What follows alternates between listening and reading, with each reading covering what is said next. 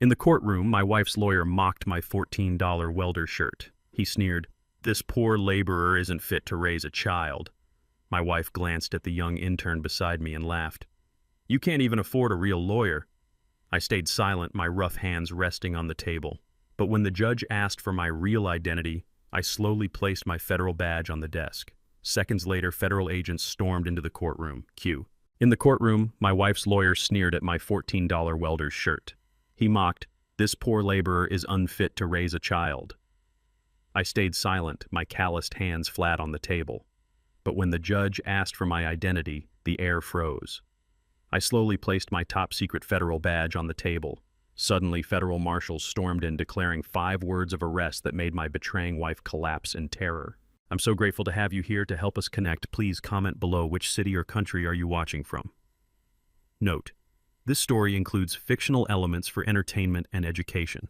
Any resemblance to specific names or settings is coincidental, but the message shared is intended to be useful for your journey. I got home at 11:17. I didn't turn on the lights. 18 years in, this business teaches you that light is for seeing, but darkness is for understanding. I sat in my home office. The smell of machine oil from my welding shift was still on my hands, the smell of the welder, not the agent. Outside, a sliver of streetlight cut through the curtains, stopping at my boot like a boundary nobody drew, but everyone knows is there. Then the transmitter I'd hidden behind the family portrait came to life. Clara's voice came first, quiet, careful. "He already has the data key." A man's voice answered, low with a faint non-American lilt. "Yesterday, the brother delivered on time." "And the medication?" A second of silence. "I've spent 2 decades learning to read silence like pros. Since April. Benzodiazepine low dose," he said. "Enough to dull his edges, not enough for a tox screen to catch. He's questioning himself more than anyone around him." I sat frozen in the dark. "The life insurance policy, 10 million... Clara's voice was flat, like a grocery list. "Senator Hale confirmed the file stays untouched for 6 months. The window for us to..." "Be patient," he cut her off. "Everything is on schedule." I looked at my hands. Calloused, burned by welding sparks. These weren't the hands of the man who once ran high-level reports for CISA. Right now they were shaking. Not from fear, but from the sound of something breaking inside me. They weren't just having an affair. They were killing me. $10 million, a staged seizure video, a bought senator. My own brother had sold the key, and the medication dissolved into my morning coffee every day before I kissed my daughter goodbye had been in my blood for over a year. Outside New York kept moving. I pressed a hand to my chest. My heart was steady. 18 years of training, don't let the feeling break the work. The transmitter went quiet. I sat in that darkness for 3 more hours. I didn't cry. I didn't make a sound. I just reorganized every name, date, and number in my head like a case file. Tonight was not the first night I had sat in this chair. This was night number 402. Night number 402. Hold that number. 402 nights of sitting in the dark, listening to them plan my funeral. 402 mornings of drinking poisoned coffee. 402 days welding steel in Newark for $19 an hour, coming home with burned hands and a broken back. You're asking, why didn't he just run or call it in? To understand, you need to know who I am. My name is Arthur James Dalton. For 18 years, I was a supervisory special agent with CISA, working in a division that doesn't exist on any public website. My clearance was top secret/SCI, the kind where you don't talk in rooms with windows. My specialty was high-tech financial crime shell companies, layered transfers, and money laundering at a global scale. I was good at it. My case closure rate was the only number my supervisors never questioned. Then one evening, I heard my wife calmly discussing the timeline for my death. Why didn't I call it in? Because the moment I did the case would belong to someone else. Someone who'd pull the wrong string and watch the whole network scatter. And more importantly, they would move Chloe, my 10-year-old daughter. I wasn't letting anyone touch her until I was ready. So I did what 18 years of federal law enforcement prepared me to do. I built a cover. I walked away from my badge and my salary. I rented a tiny apartment in Kearney for $700 a month and went to work at the shipyard. I stayed there for 1,500 days. Not because I had to, but because I was hunting. The only way to catch a trap is to look like you don't know it's there. Tomorrow, the trap closes. But this story started long before the courtroom. It started the night I realized the man I'd been hunting for 4 years had been hunting me first. Let's go back further. Before the hunting, before the transmitter, back to when it still looked like a love story. I met Clara at a DC fundraiser. She ran development strategy for a nonprofit tied to the Meridian Capital Foundation. She moved with confidence that owned the room. We talked for 2 hours. She was sharp, dryly funny, and didn't push when I gave her my approved career summary, federal financial oversight. I thought she was interesting. I should have considered exactly what kind of interest. We married 14 months later. My son Leo, 16, and quiet shook her hand with formal politeness. He spent the wedding watching the room from the shadows. He reminded me of myself. I didn't know then how much that would matter. Chloe was born 2 years later, 7 pounds, 4 ounces. In that hospital room at 2 in the morning, holding her, I felt something I had no professional vocabulary for. But I need you to understand my mistake. A single catastrophic error in a careful life. I knew about Clara's father before the wedding. His name appeared twice in CISA's database, not as a target, but as a known associate of a financial network with cartel ties in 3 countries. It wasn't definitive, but it was there. I ran the check myself, I read the file, and then I made the one decision I can never justify. I decided she had left that world behind. I believed people could be more than their family's history because I wanted to believe it. Standing in that hospital room looking at Chloe, I pressed my thumb against her tiny hand and made a promise: I will protect you, always, no matter the cost. I didn't know the cost would be 1,500 days. I didn't know that by choosing to believe in the love story, I had already handed my enemy the knife. I want to be honest about that because it would be easy to look back now and pretend I always knew something was wrong. I didn't. Year 1 and year 2 were genuinely good dinners at home weekends with Chloe in the park, Leo visiting from school and eating everything in the refrigerator without apology. Clara was sharp and warm and present in the way a real partner is present. She challenged me. She made me laugh. She asked good questions and listened to the answers. Year 3 was when the kitchen started feeling different. It happened the way most things happen in a marriage, not with one dramatic moment, but with 100 small ones that you keep explaining away. Clara coming home at 9 instead of 7. The way her phone screen would tilt slightly away from me when I walked past. The weekend trips for conferences that I never thought to verify because I never had a reason to verify anything before. And then there was the spending. Small amounts, careful amounts. The kind of numbers that wouldn't trigger any automatic alert on a joint account. 300 here, 1,000 there, routed through platforms that looked ordinary if you weren't trained to look deeper. I noticed them the way I notice everything. I filed them in the back of my mind and told myself I was overreacting. At the time, I thought that voice, the one saying, "Slow down, you're reading too much into this," was my own conscience keeping me fair. I didn't know it was the medication. Julian had given the order sometime in March. Benzodiazepine dissolved in low concentration introduced into the coffee blend Clara brought home from a specialty roaster downtown. Not enough to make me feel drugged. Not enough to show on a routine blood panel. Just enough to soften the edges. Just enough to make the gap between seeing something and acting on something feel a little wider than it should. I would look at Clara across the kitchen table, Chloe between us eating cereal, morning light coming through the window, and feel the instinct stir. Something is off. And then almost immediately I would feel it quiet down again.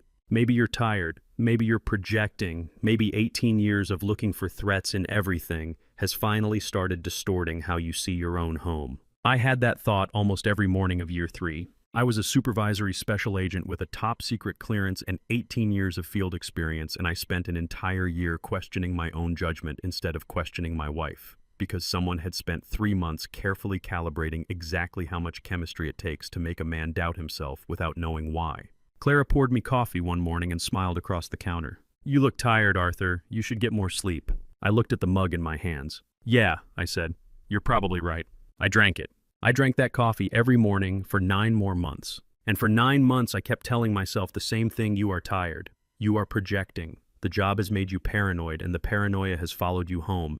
And the most dangerous thing a man in this profession can do is start treating his own family like a case file. So I didn't. And then January came. It was a Tuesday.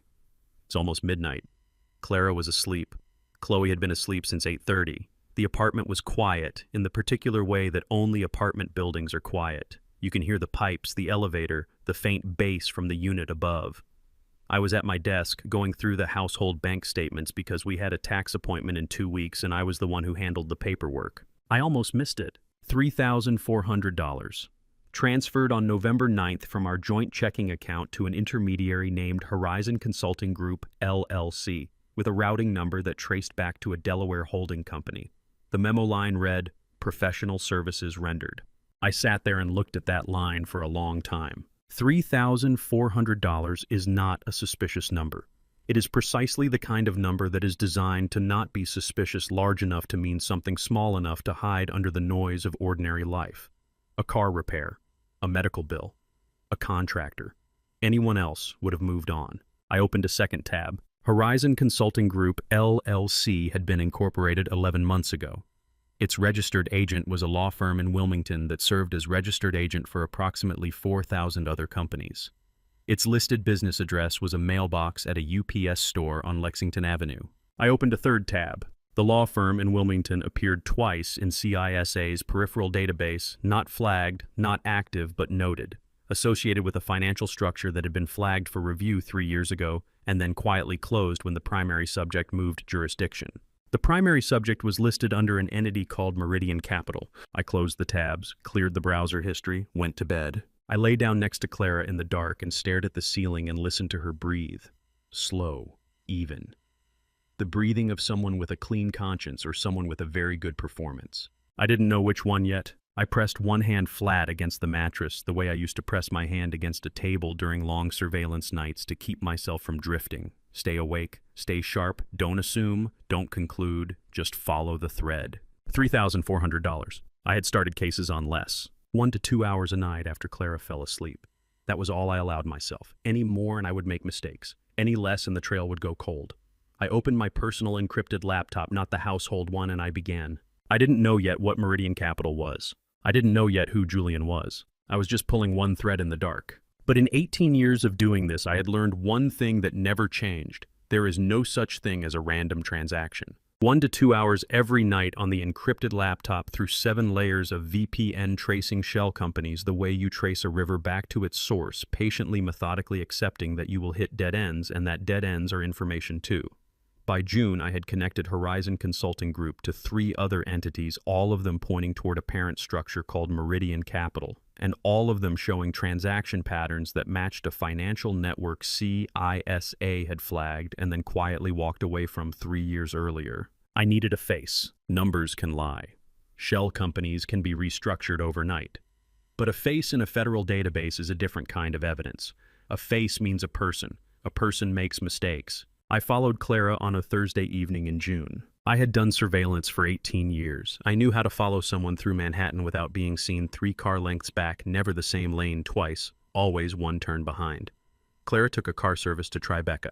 I parked on the opposite side of the street and waited. He came out of the building at 7:42, tall, well-dressed in the way that is meant to look effortless. He walked to Clara's car door and opened it himself, and when she stepped out, he put one hand on the small of her back. Not the way a colleague touches someone, not the way a friend touches someone, but the way a man touches a woman. He has been touching for a long time and no longer thinks about whether anyone is watching. I raised the binoculars. I looked at his face for 4 seconds. Then I put the binoculars down and sat very still in my car. I knew that face. Not personally. From a file. A CIS, a Persons of Interest database. Eastern European Financial Networks Division, a profile that had been flagged, reviewed, and marked inactive 18 months ago due to insufficient evidence for prosecution. The file had a note attached, subject believed to have relocated, last known location, Eastern Europe. He had not relocated to Eastern Europe. He had relocated to Tribeca. I sat in that car for 3 hours. I watched the lights in the building. I did not call anyone. I did not reach for my phone. I sat and I thought through every implication of what I had just seen.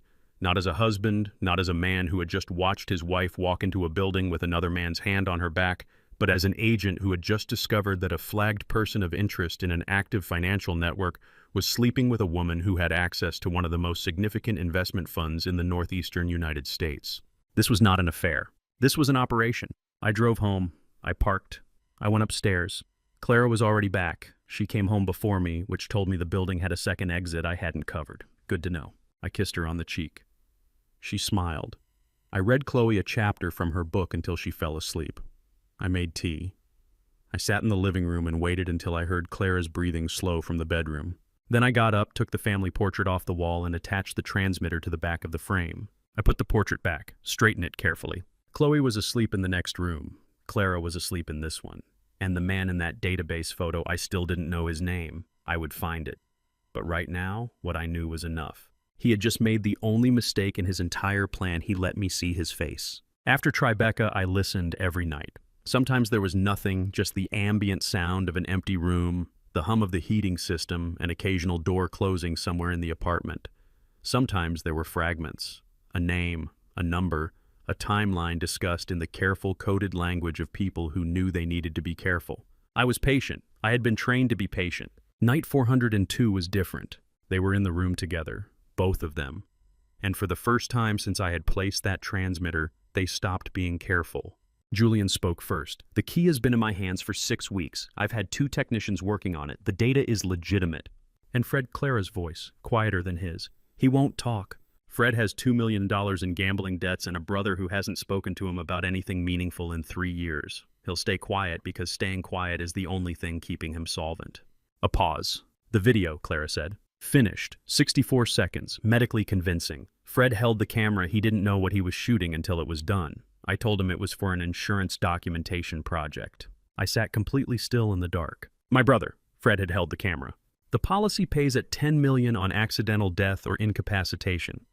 Julian continued, and his voice had the flat efficiency of a man reading a project update. The benzodiazepine protocol has been running for 14 months. At current dosage, we're looking at cumulative hippocampus involvement within the next 6 to 8 months, enough to support a competency challenge if one becomes necessary. Senator Hale has confirmed that no federal flag will be placed on the case file for the duration of the window. We have approximately 7 months. 7 months. I looked down at my hands. I had been a federal agent for 18 years. I had sat across tables from people who had done terrible things, and I had kept my face neutral because the face is a tool, and you do not waste tools on emotion. I was very good at this. I had always been very good at this. But sitting in that chair in the dark with my hands in my lap and the voices of my wife and the man she had chosen coming through the speaker 6 feet away from me, I want to be honest with you. I sat there for a long time before I could move. Not because I was broken, because I was deciding something. There is a version of this story where I get angry, where I call a contact that night and start the machinery moving before I'm ready, where I act from the part of me that was a husband before it was an agent. I did not do that. I thought about Chloe. $10 million, a senator, a data key, a staged video, a 14-month poisoning protocol. These were not the components of a domestic dispute. This was infrastructure. This was a system designed by someone who understood that the most effective way to destroy a careful man is to make the destruction look like natural deterioration. When they finished talking, I heard Clara walk to the other room. I heard the soft click of the bedroom door. I stayed in that chair until 4:30 in the morning. I was not designing revenge. I want you to understand that. I was designing something much more specific. I was mapping every single thing that needed to happen before Chloe would have somewhere safe to land when all of this came down. When the sun came through the curtain gap and laid its line of light across the floor again, I had a plan. Not the plan of a betrayed husband. The plan of an agent who had been doing this for 18 years. First step, disappear. Day 1, I drafted the resignation letter. 2 sentences. I am resigning from my position as supervisory special agent effective 30 days from today. Personal reasons.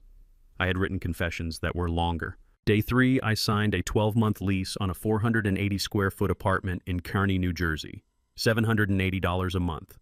The landlord handed me the keys without asking questions because cash deposits have a way of ending conversations before they start.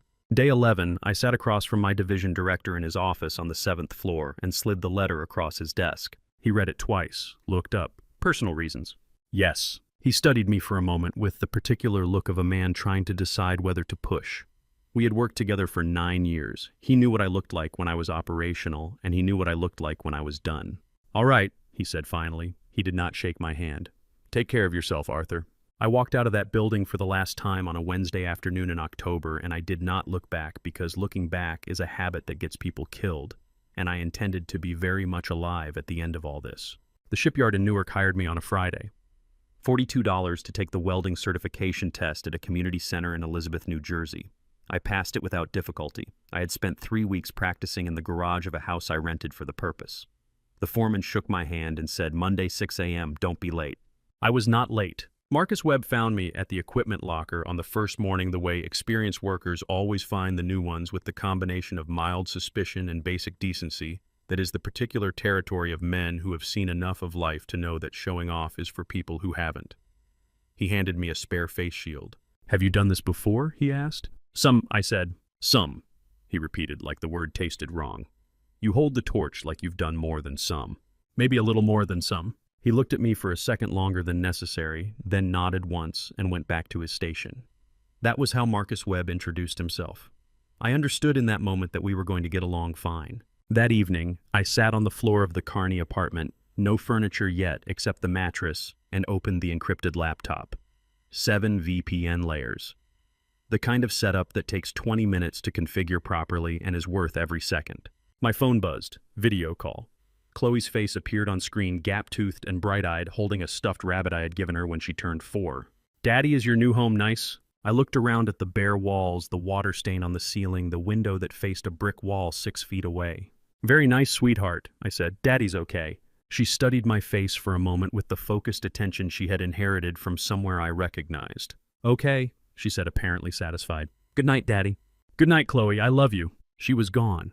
The screen went dark. I put the phone down and turned back to the laptop. On the screen, Horizon Consulting Group, LLC. The first name in a chain of 12 shell companies. I had already worked out how long this was going to take. I had already counted the days. 1,500. I had already counted. The first weekend I had Chloe at the Kearney apartment, I picked her up on a Saturday morning in November. She walked in through the door, looked around the apartment with the careful, unhurried attention of a 7-year-old who understands more than she is letting on, and said nothing about the size of it, nothing about the water stain on the ceiling, nothing about the fact that the furniture consisted of a mattress, 2 folding chairs, and a card table I had bought for $30 at a Goodwill on Route 9. She put her backpack down and said, Daddy, what game are we playing today? I had thought about this. I had thought about it for longer than I want to admit. I reached into the kitchen drawer and took out a small notebook, the kind with the wire spine and the graph paper, and a set of colored markers still in the packaging. I set them on the card table in front of her. We're going to play detective, I said. Chloe looked at the notebook, then at me. Her expression was the particular expression of a child deciding whether something is worth being excited about. How do you play? You draw everyone you see, I said. Anyone interesting. You write the date, the time, what they look like, what color their jacket is. Everything you notice. I sat down across from her. Like a real detective, we keep score and whoever draws the most accurate picture wins. She considered this for exactly 4 seconds. Then she picked up a red marker. What does accurate mean? It means the picture looks exactly like the real person. Oh, she uncapped the marker. I'm good at that. I know you are. She started drawing without another word, focused in the way that children are focused when they have decided something is real and worth their full attention. I watched her for a moment. 7 years old. Dark hair that she kept pushing behind one ear. Clara's cheekbones. After a while, she looked up. Daddy, is this for observing? I stopped. What do you mean? The notebook. She tilted her head slightly, a gesture that was entirely her own, not mine, not Clara's. You always say that before you go quiet, you observe first. Is the notebook for that? I looked at my daughter across a $30 card table in a 480 square foot apartment in Kearney, New Jersey. Yes, I said, that's exactly what it's for. She nodded the slow, satisfied nod of someone whose theory has been confirmed and went back to drawing. We spent the rest of the afternoon in the park 2 blocks away. Chloe filled 4 pages. Her handwriting was already neater than mine. She dated every entry. That evening, I drove her home and walked her to the door and watched until the light in the hallway came on. I got back in the car and was about to pull away when I realized she had left the notebook on the back seat. I picked it up, opened to the first page. A drawing careful and deliberate of a man with silver hair standing in front of a townhouse.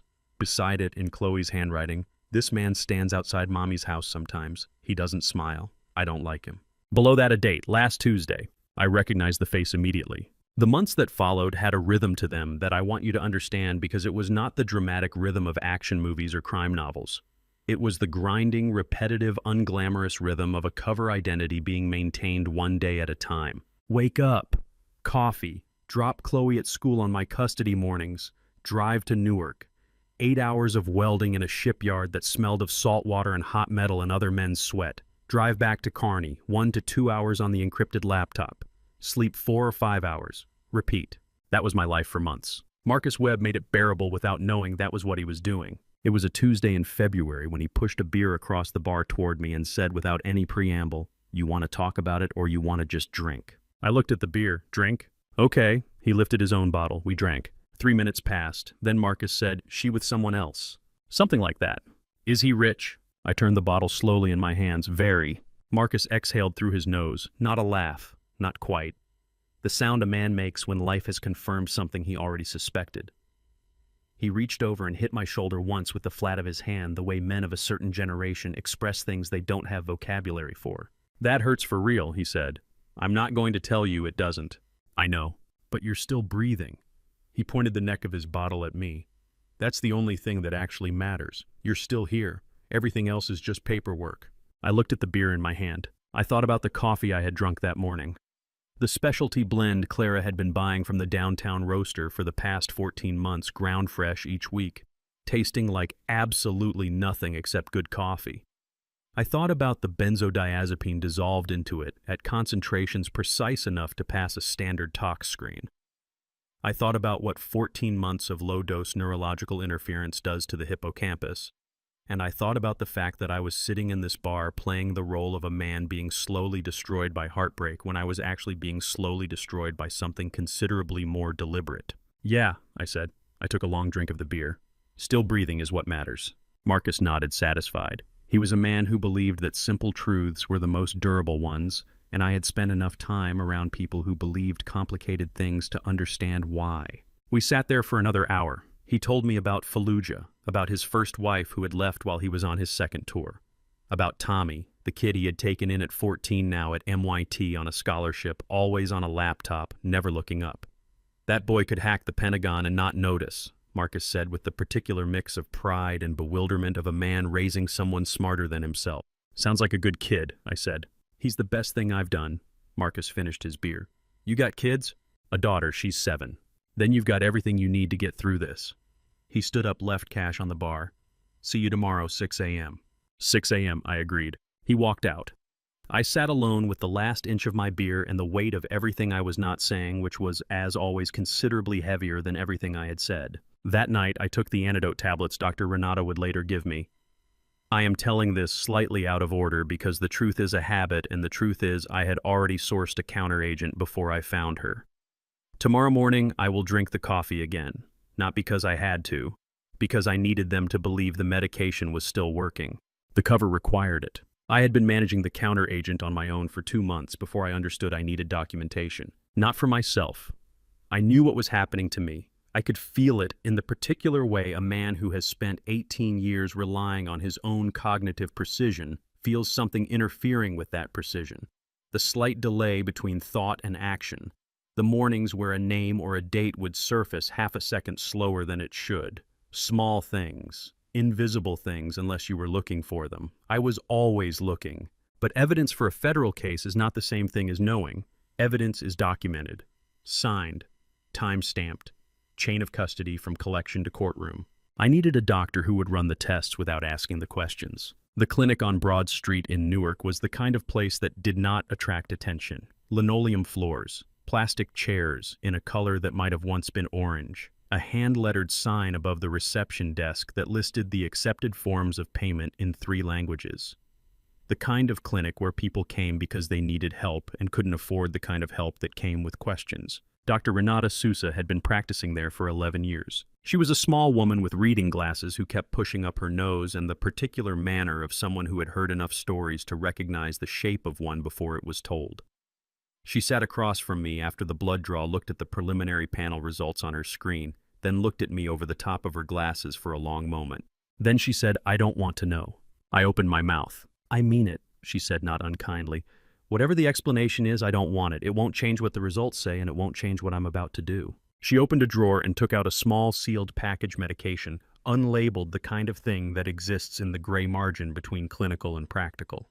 She set it on the desk between us. "Every evening, don't skip, and be careful about whatever you're putting in your body in the mornings." I looked at the package, then at her. "How much?" "Nothing. Consider it the cost of being a doctor in a neighborhood where people don't always have the luxury of full explanations." She pulled her glasses off and cleaned them with the corner of her coat. "But I am going to keep a copy of these results, dated, signed, in a file with your name on it, whatever name you want to give me."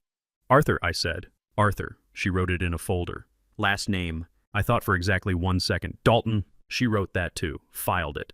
I stood up. The appointment apparently was over. "Thank you," I said. She pointed at the door without looking up from her desk. "Don't thank me. Just don't come back with something worse." I picked up the package and walked out. The afternoon was gray and cold, the kind of Newark afternoon that feels like the sky has given up on the day. I stood on the sidewalk for a moment and looked at the small package in my hand. A woman who didn't know what I did for a living, who hadn't asked for an explanation, who had looked at a blood panel and understood enough to know that understanding the rest wasn't her job, had just created the only legally documented evidence of an ongoing attempted murder that existed anywhere in the world. She had saved my life. More than that, she had saved my case. The information came through a former informant I had cultivated during a wire fraud case in 2019. A man who owed me a favor he had never had to pay until now. Julian was approaching my brother. I read the message twice, then closed the channel and sat at the card table in the Kearney apartment and did not move for a long time. Fred was 38 years old, chronically underemployed, serially optimistic, constitutionally incapable of understanding that the house always wins. I had bailed him out twice in the last 6 years, once for $15,000, once for $40,000. The second time I told him it was the last time. He nodded and meant it and then did exactly what people do when they mean something and can't hold it. He kept going. By my most recent count, the debt was somewhere in the neighborhood of $2 million spread across 4 different parties, who were not the kind of parties that filed civil lawsuits. Julian had found him. Of course he had. Julian was not careless. He would have mapped every vulnerability in my life, every thread that could be pulled, every door that could be opened, and Fred was the largest, most obvious door. Desperate men are not complicated equations. They are simple ones. I spent 3 nights building the fake key. I want you to understand what I mean when I say it was convincing. I do not mean convincing in the way that a prop is convincing from a distance. I mean technically indistinguishable from the real thing under the specific verification protocols Julian's people would use for exactly 60 days. After 60 days, certain self-executing elements would cause the decryption to fail in a way that would look like corrupted data rather than deliberate sabotage. By the time Julian's technicians understood what had happened, I needed to be finished. I needed 47 days. I had built in 13 days of margin. I did not contact Fred. I did not call him, did not text him, did not show up at his apartment in Queens where he was 3 months behind on rent. I did not warn him. I did not explain. I simply ensured that the fake key was accessible in a location where someone watching Fred would expect a data transfer to occur, structured carefully enough that Fred would believe he had found it through his own channels, that it was genuine, that selling it was a transaction between himself and Julian and no one else. I was not saving my brother. I have to be clear about that. I was not protecting him. I was using the fact of his desperation, the same desperation I had watched build for 15 years, the same desperation I had tried twice to stop and failed as a mechanism. A 60-day delay device in human form. He was 38 years old. I remembered him at 10, afraid of the dark, climbing into my bed at 3 in the morning and falling asleep against my arm without saying a word. That memory did not change what I did. It just made the doing of it heavier. The night I finished the key, I sat looking at the screen for a long time. Fred would sell it.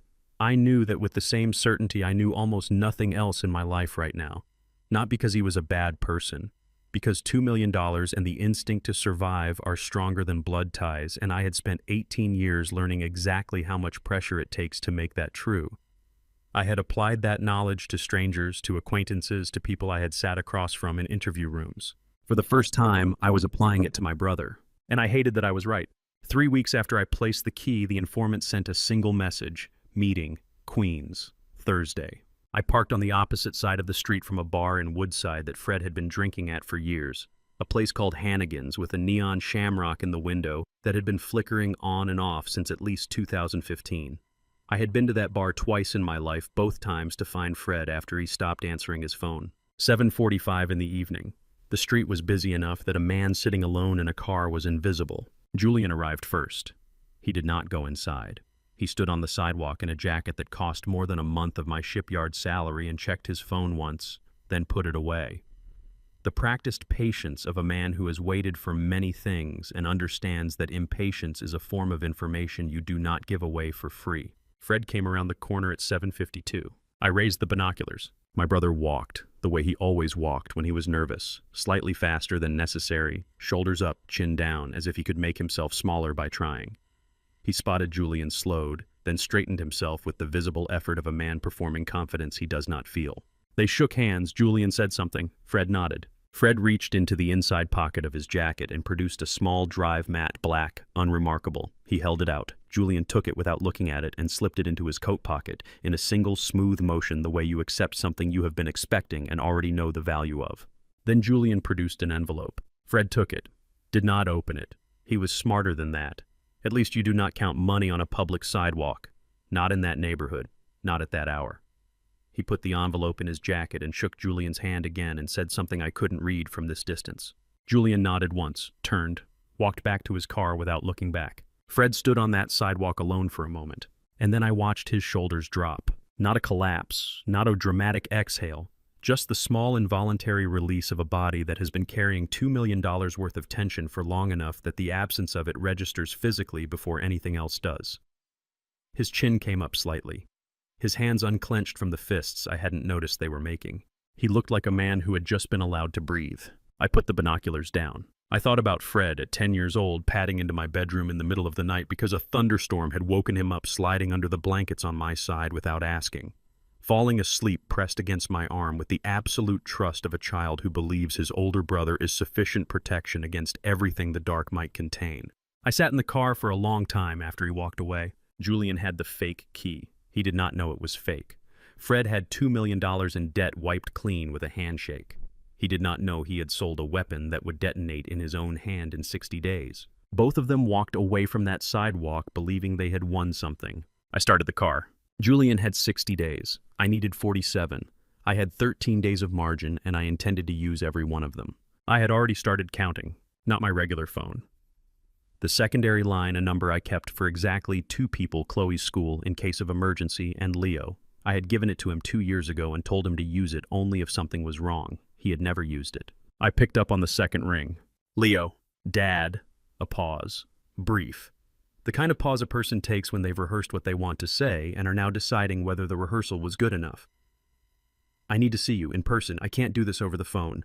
I stood very still in the middle of the Carney apartment. What's going on? I know about Meridian Capital. 5 seconds of silence. I counted them. In 18 years of federal work, I had sat across from people who had just said the wrong thing, and I had learned to control my face, my breathing, my voice. I was very good at this. On the phone, it is easier. There is only the voice. I kept mine level. Tell me where you are. West Point. But I'm requesting weekend leave. There's a coffee shop in Newburgh on the waterfront. You'll find it. I already looked up the hours. Another pause. I've been holding on to some information for a while, Dad. I didn't know what to do with it. I think I need to show you. How long? About 2 years. I sat down on the edge of the mattress. 2 years. My son had been sitting on 2 years of information about Meridian Capital alone at a military academy at 18 years old, not knowing whether to use it or bury it, while I had been 40 miles away in a waterfront apartment running a covert investigation on the same subject and working very hard to make sure he would never need to be involved. Are you safe? I asked. Yes. No hesitation. The answer of someone who had already evaluated the question and was confident in the answer. Does anyone at West Point know what you've been looking at? No, I kept it separate. I used the library computers, different terminals each time. He said this with the matter-of-fact practicality of someone who had thought about operational security in exactly the way I would have thought about it, which should not have surprised me as much as it did. Saturday morning, I said. 10 o'clock. I'll find the coffee shop. Okay. And then unexpectedly, Dad, are you all right? I looked around the apartment. The card table. The $40 mattress. The encrypted laptop on the floor with the power cable ran under the door because there was no outlet on that wall. The water stain on the ceiling that I had stopped seeing 3 months ago. I'm getting there, I said. Okay. He accepted this the way a soldier accepts information that is incomplete but sufficient for immediate purposes. Saturday. The line went quiet. I sat on the edge of the mattress for a long time afterward and did not sleep. Not because I was worried, though I was, but because of something else entirely, something I had not felt in a very long time. For the first time in over a year of doing this completely alone, someone who knew the truth was on the other side of it. My son was 20 years old. I had built every layer of this operation specifically to keep him out of it. And somewhere along the way, while I was busy protecting him, he had walked in through a door I didn't know was open, and he had been standing inside for 2 years waiting for me to catch up. The coffee shop in Newburgh was small and quiet and sat on a street that looked directly out at the Hudson River. Early morning light came off the water and landed on everything at a low angle that made even ordinary things look considered. 3 other customers. No one is paying attention to anyone else. Leo was already there when I arrived. He was in civilian clothes, jeans, a gray pullover, but he sat the way West Point had been teaching him to sit for 2 years, back straight, hands on the table, facing the door. He had his father's habit of positioning himself where he could see the entrance without being obvious about it.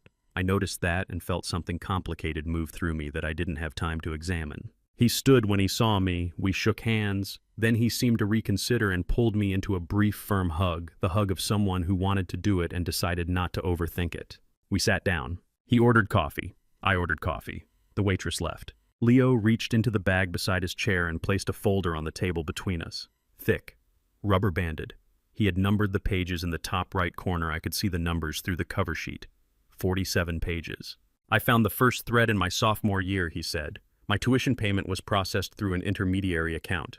It wasn't the school's standard routing. I ran it. He paused. I know how to run things. You taught me to notice when numbers don't line up. I know. It took me about 8 months to connect it to Meridian Capital.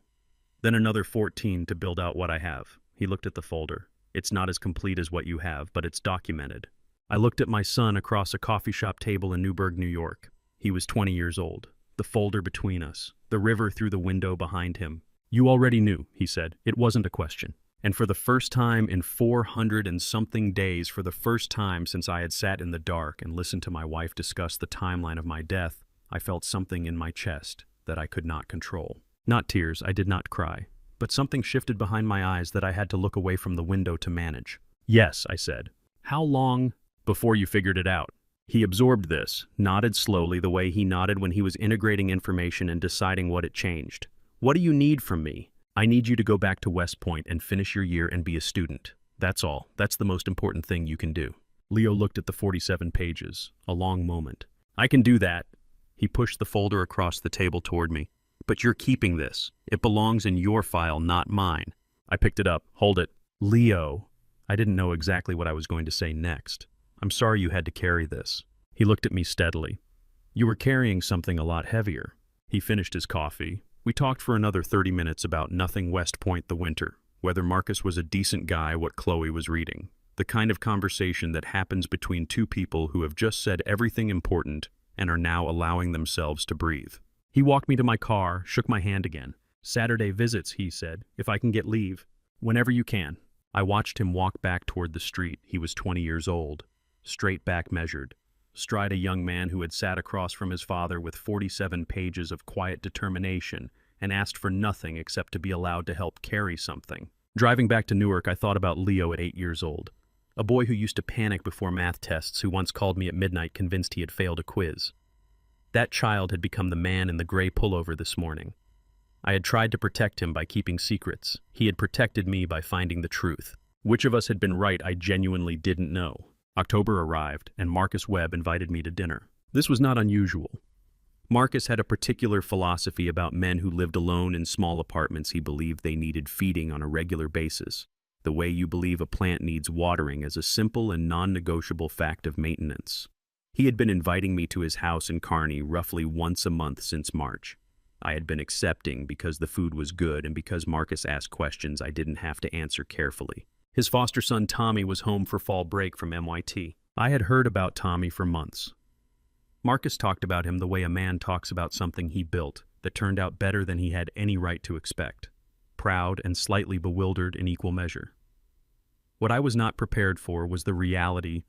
Tommy Reed in person, 19 years old, 4 inches shorter than Marcus, wearing a sweatshirt from a coding competition I had never heard of, with a laptop open on the kitchen table and a level of focus that suggested the rest of the world was optional. He looked up when I came in, shook my hand, said hey, and went back to his screen. Marcus shrugged at me in a way that communicated everything about their relationship. We ate.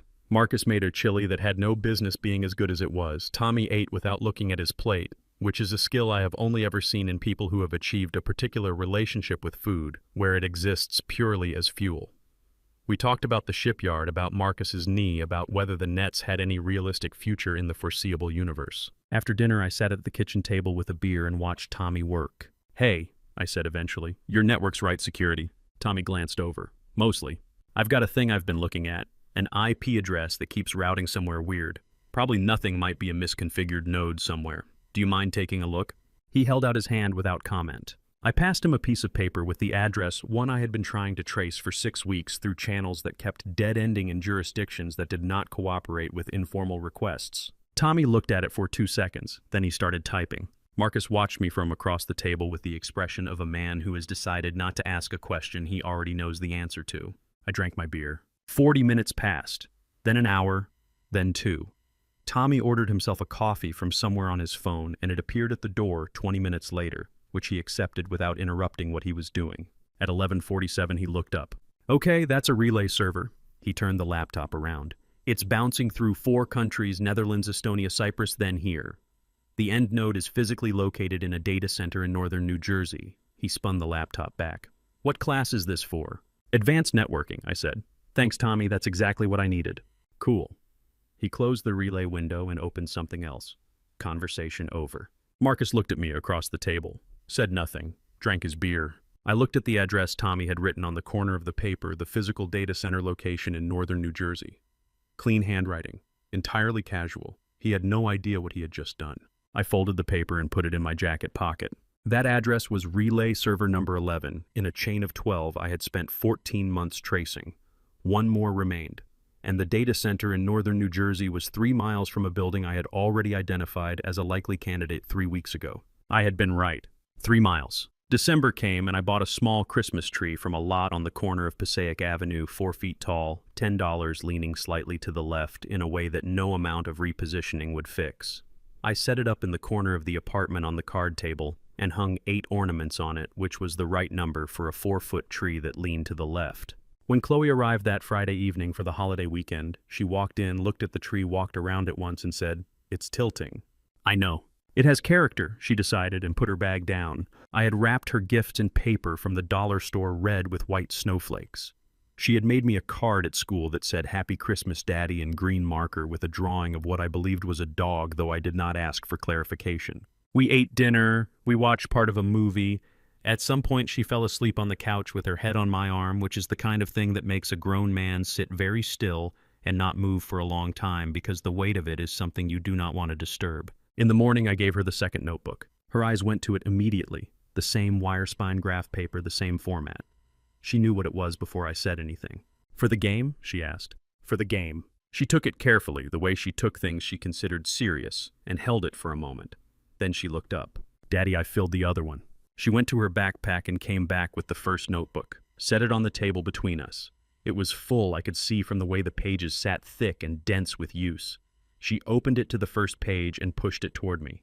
"Are they accurate?" I turned the pages slowly. 47 entries.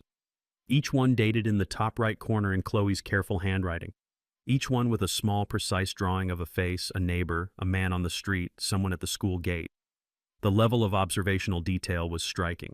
She had written notes beside each one: jacket color, approximate height, which direction they had been walking, what time they had arrived and left. I turned to the 14th page. A man with silver hair drawn from the front standing on a sidewalk in front of a familiar townhouse. The date was from 8 months ago, beside the drawing in Chloe's handwriting. "This man comes to our house a lot. Different times. Sometimes he waits outside. His face looks like he is thinking about something unpleasant. I don't like him." Below that she had written, "He arrived at 6:47 and left at 9:12. He did not ring the bell." I looked at that entry for a long moment. Then I closed the notebook and put it inside my jacket. "You draw very well," I said. "These are very accurate." Chloe nodded, satisfied. She opened the new notebook to the first page, wrote the date at the top in the right corner, and drew a small box for the entry ready. "Can we go to the park today?" she asked, for observing. "Yes," I said, "we can go to the park." That evening, after I drove her home and watched the hallway light come on, I sat in the Kearney apartment and scanned all 47 pages.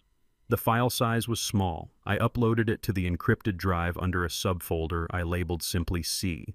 An 8-year-old girl's sketchbook graph paper colored markers, careful handwriting with the date always in the top right corner had just become the most important document in my possession. There are investigations that go the way you expect them to go. You identify the network, you trace the money, you build the case layer by layer, each discovery confirming what the previous one implied until the structure is complete and the picture is exactly the shape you anticipated from the beginning. And then there are the other kinds. It was March of the second cover year. I was running a trace on a series of transactions that had been flagged by a pattern recognition algorithm I had built into my own monitoring system.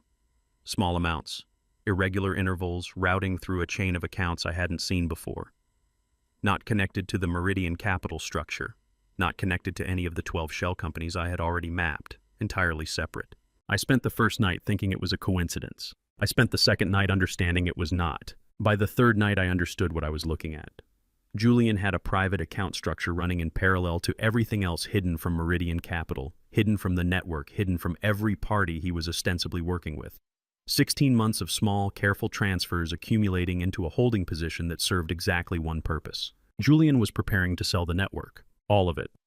Every shell company, every transaction record, every relationship, every person, including the people who believed they were his partners, including the people who believed they were protected by his loyalty, including Clara. I sat at the card table in the Carney apartment at 2 a.m. and worked through the implications one by one, the way you work through any piece of intelligence that changes the shape of everything you thought you understood. Julian had never been building something with Clara. He had been building something around her, using her access to Meridian Capital's fund structure, her professional credibility, her relationships, accumulating leverage. He intended to convert into a transaction with a buyer who would pay significantly more than the network itself was worth for the information required to dismantle it. The planned execution window 18 months from the date of the oldest private transfer. Clara did not know. I was certain of this, not because I trusted Clara, but because I had spent 2 years learning to read Julian's operational patterns, and the one consistent feature of his approach was that he never shared information with a party he intended to liquidate.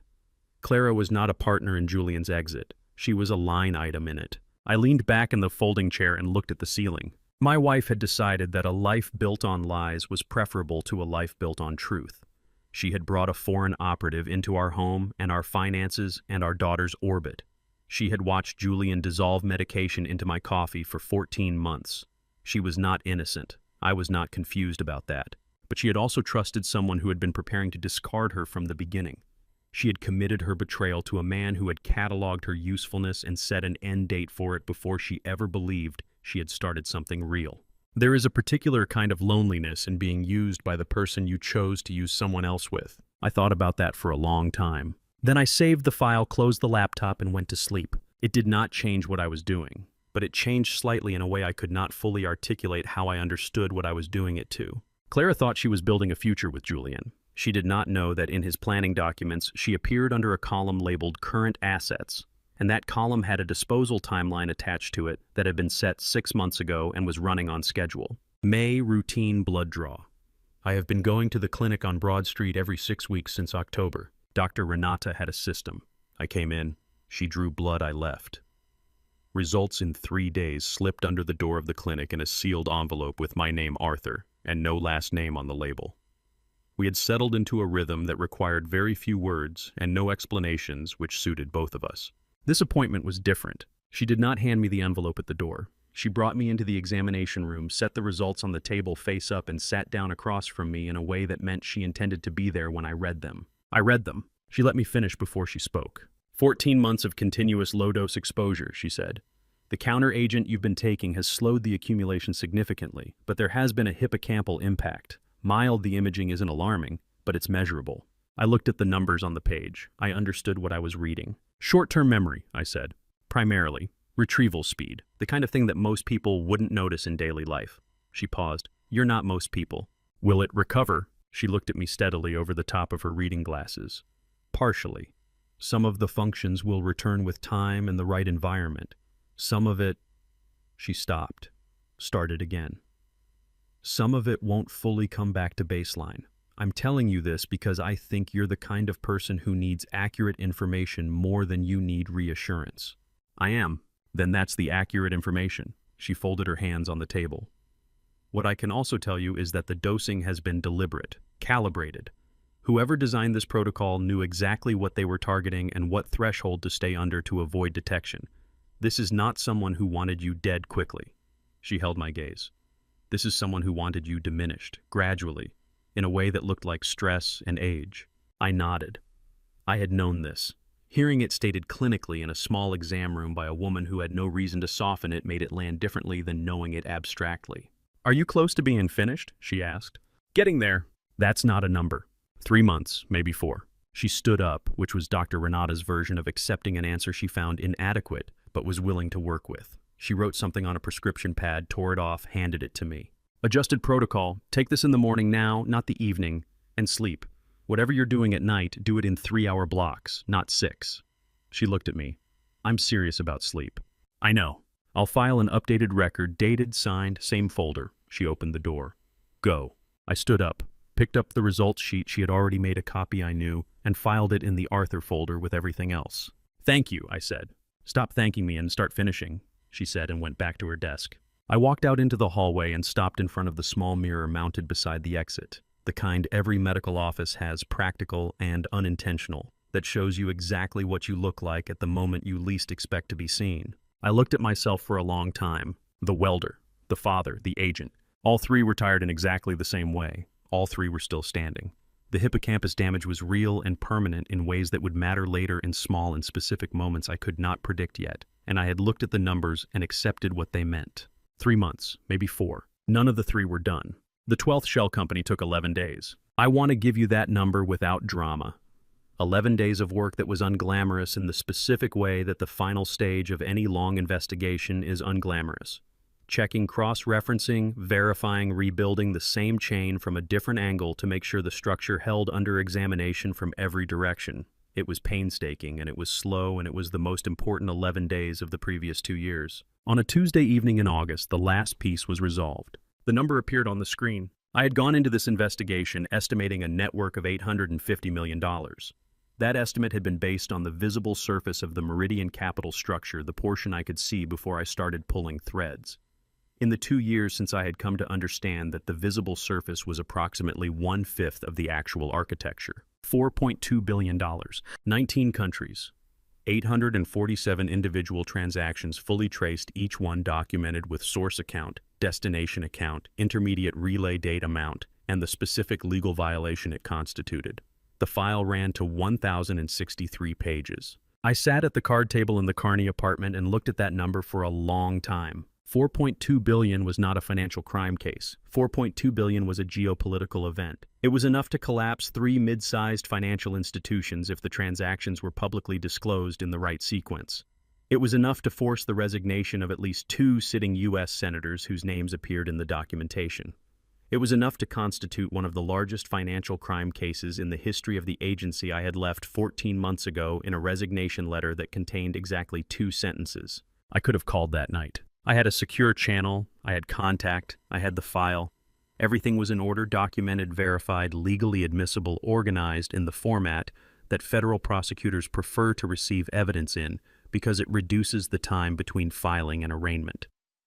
I had thought about this moment for 2 years, and I knew exactly what the call would sound like and exactly what would happen in the 72 hours that followed it. I closed the laptop, turned off the desk lamp, went to bed. I lay in the dark of the Kearney apartment, the washing machine through the wall, the distant sound of a truck on the turnpike extension, the water stain on the ceiling I had stopped noticing 8 months ago, and I did not sleep immediately. I thought about Clara, not about what she had done, not about benzodiazepine, not about the $10 million, not about the conversations I had recorded over 400 nights. I thought about her the way you think about someone you married, the specific, particular way she laughed, when something caught her genuinely off guard, which was a laugh she never used deliberately, a laugh she could not perform.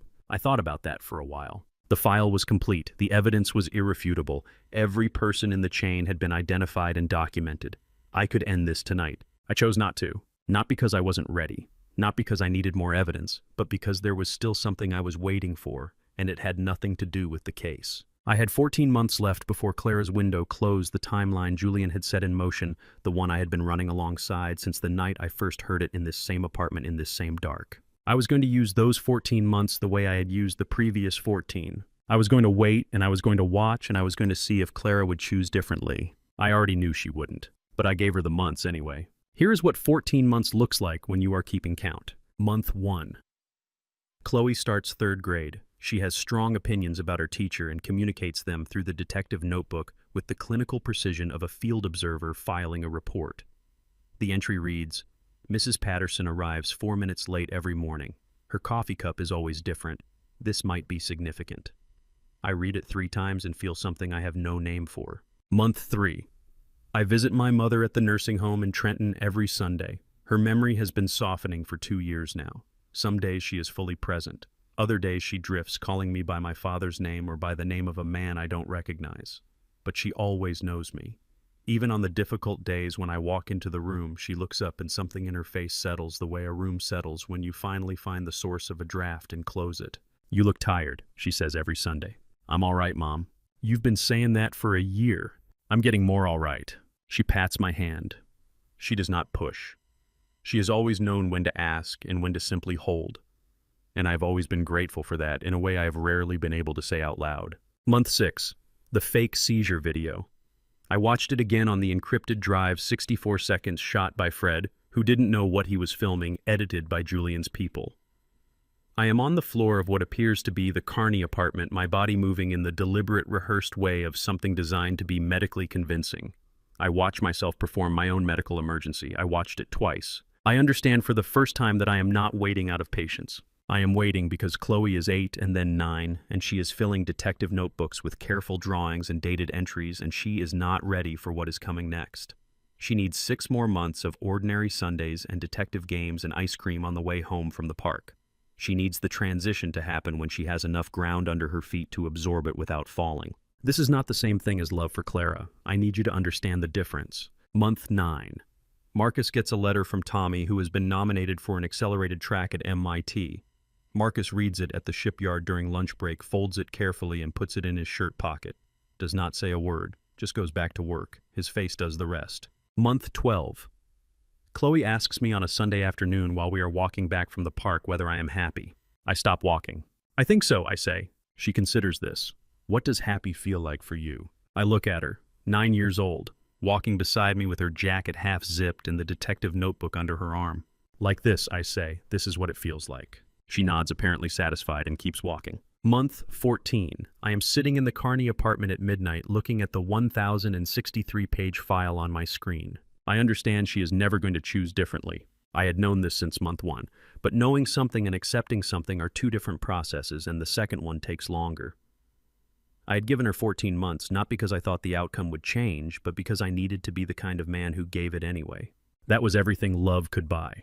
It was enough. The letter arrived on a Thursday morning in November. I found it in the mailbox, a standard legal envelope from a midtown firm. It took me 40 seconds to trace its ties through 2 shell companies back to Meridian Capital. I stood in the Carney parking lot, breathing the early morning cold, and opened the filing. It was 6 pages of procedural neutrality coding a brutal reality. Clara was filing to reduce my visitation with Chloe to once a month supervised. The grounds lifestyle incompatibility and mental instability. They had attached a declaration from a psychologist I'd never met, and the staged seizure video now rebranded as a medical record. My $19 an hour shipyard wage was listed as proof of my collapse. I folded the letter carefully. Looking out toward the harbor cranes, I realized what Clara and Julian had done. They thought they were finishing me. In reality, they had handed me a gift, a date, a location, and a judge. They had created a formal on-the-record legal proceeding. They had given me the one thing I was missing, a mechanism. A room where every party would be forced to be present while the record was running. I had spent 3 years building the conditions for this explosion. They had just scheduled the detonation for me. I went back inside and made coffee. Sitting at the card table, I mapped the sequence. There were pieces to move a judge, to identify a contact, to activate a timeline, to compress. I needed 48 days. I counted backward from a workable court date, and the numbers aligned perfectly. I picked up my 3rd phone, the line used only once in 2 years. 3 rings. Garrett. "Garrett? It's Dalton. I'm ready. I need a judge. I'll send the parameters." A brief pause. "How long do you need, B? 48 days. "I'll make some calls," Garrett said. Another pause. "Dalton, don't do anything until I confirm the judge." "I know. 48 days. 48 days. I ended the call and looked at the envelope. They had filed this to take my daughter away. Instead, they had handed me the key to their own destruction. The hunt was over. The trial was beginning. The parameters I sent Garrett were 14 lines long. No financial relationship, direct or indirect, with any entity in the Meridian Capital network. No campaign contributions from law firms whose client lists overlapped with the shell company structure I had documented. No social relationships with Senator Hale or any of the 3 other political figures whose names appeared in the file. Former prosecutorial experience at the federal level, preferably financial crime.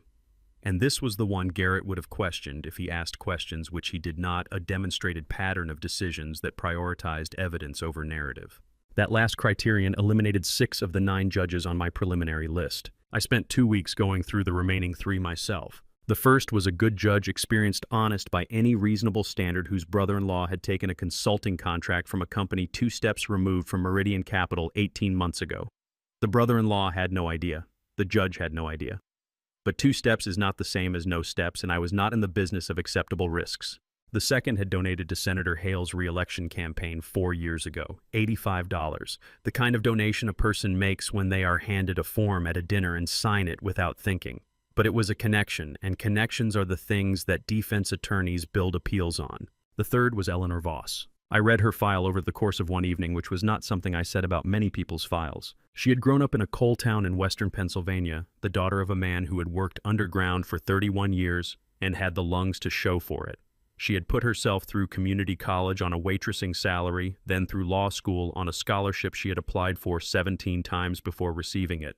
Her brother had died in a custody dispute gone wrong, a case that a better-funded lawyer might have won, and she had practiced family law for 6 years before crossing into prosecution, because in an interview she had given to a legal journal in 2008, she said, "I got tired of fixing things after they broke. I wanted to stop them from breaking." She had been on the bench for 23 years. In 23 years, no ruling of hers had been successfully appealed on grounds of bias.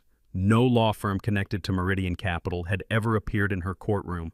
No campaign contribution from any entity within 3 degrees of the network I had documented. Her financial disclosure forms, judges in New York file them annually, were so clean they were almost boring. She had been a federal prosecutor for 7 years before the bench. Complex financial fraud primarily. She knew what a federal badge looked like. She knew what it meant when someone who carried one appeared in a proceeding they had not announced themselves in advance. I typed her name into the parameters document and sent it back to Garrett. His response came 4 minutes later, 2 words: "working on it." I leaned back in the folding chair and looked at Eleanor Voss's photograph on the screen. 63 years old, gray hair cut practically, the expression of a person who had heard every version of every story and had developed the specific patience of someone who waits for the truth because they know the truth will eventually require less patience than anything else. In 23 years on the bench, she had never seen a CISATS/SCI badge in her courtroom. In 48 days, she was going to see one. I was very much looking forward to her reaction. The restaurant in Hoboken was the kind of place that had been there for 30 years and would be there for 30 more. Red vinyl booths, a menu that had not changed since approximately 1994, and a corner table near the kitchen that stayed empty on weekday afternoons because of the noise. I had chosen it because the kitchen noise made a directional microphone useless, and because the owner, who had been running the place since his father retired, did not look at anyone who came in with the practiced incuriosity of a man who had decided long ago that his customer's business was not his. Richard Calloway was already in the corner booth when I arrived. He was 61 years old now, retired 18 months, with the particular look of a man who had spent 30 years in federal law enforcement and did not know what to do with his hands when they were not holding a case file. He had a cup of coffee in front of him that he had clearly not been drinking. He watched me cross the room with the same eyes that had watched me from the other side of an interview table a decade ago when he had been assigned to investigate whether I had leaked classified information during an operation in 2014. I had not. He had determined that I had not after 6 weeks of what I can only describe as the most thorough professional examination I had ever been subjected to, including the initial CISA vetting process. He had cleared me. He had written the report himself. He had been the only person in that building who had access to every piece of evidence in that investigation and had come out of it believing without reservation that I was exactly who I said I was. That is the only basis on which I trust anyone completely. They have looked at everything and decided. We shook hands, sat down. He did not offer small talk, and I did not offer it back. I reached into the inside pocket of my jacket and placed the encrypted hard drive on the table between us. It was no larger than a deck of cards. It contained 1,063 pages of documentation, $4.2 billion in fully traced transactions, and evidence sufficient to generate arrest warrants for 27 individuals across 6 countries. He looked at it, did not touch it yet. How long, he asked. 90 days. After that, you transfer the complete file to FBI Financial Crimes. I'll give you the contact names separately. What's the trigger? April 17th, Courtroom 7 Manhattan, 10:15 in the morning. I watched him. You'll know what to do when it starts. He was quiet for a moment. The kitchen made its noise. Someone dropped something metal and it rang against the tile floor. Cal picked up the hard drive and put it in his inside jacket pocket with the same motion he had used 30 years ago to file reports practiced complete final. Does anyone else know this exists? One person who helped compile it. He's clean. Leo. I looked at him. The smallest possible smile moved across his face. The smile of a man who had spent 30 years gathering information and never quite stopped. I keep my ear to things, Dalton, even retired. He's clean, I said again. I know he is. Cal finished his coffee, set the cup down. Don't die before the 17th.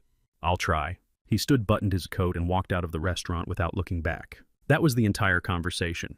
The legal aid office on Center Street smelled like recycled air and good intentions. Plastic chairs, fluorescent lighting, a reception desk behind a scratched plexiglass window, case files stacked on every horizontal surface in a way that communicated an enormous amount of work being done by an insufficient number of people with an insufficient amount of resources, which was an accurate description of legal aid offices everywhere and always. Miguel Reyes had been practicing for 7 months.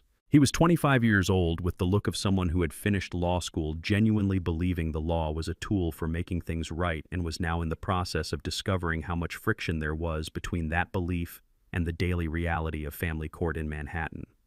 He had my file open on the desk in front of him when I sat down, and he had already read it, which I respected. He looked at the file. He looked at me. He looked at the file again. I have to be honest with you, he said. This case is weak. I know. They have the medical documentation, the income records, the video, 3-character declarations. I know. I've been doing this for 7 months, but I've been in enough hearings to know that walking in there with what we have... He stopped. Tried again. What exactly do you want me to do? I looked at him across the desk. He was trying very hard.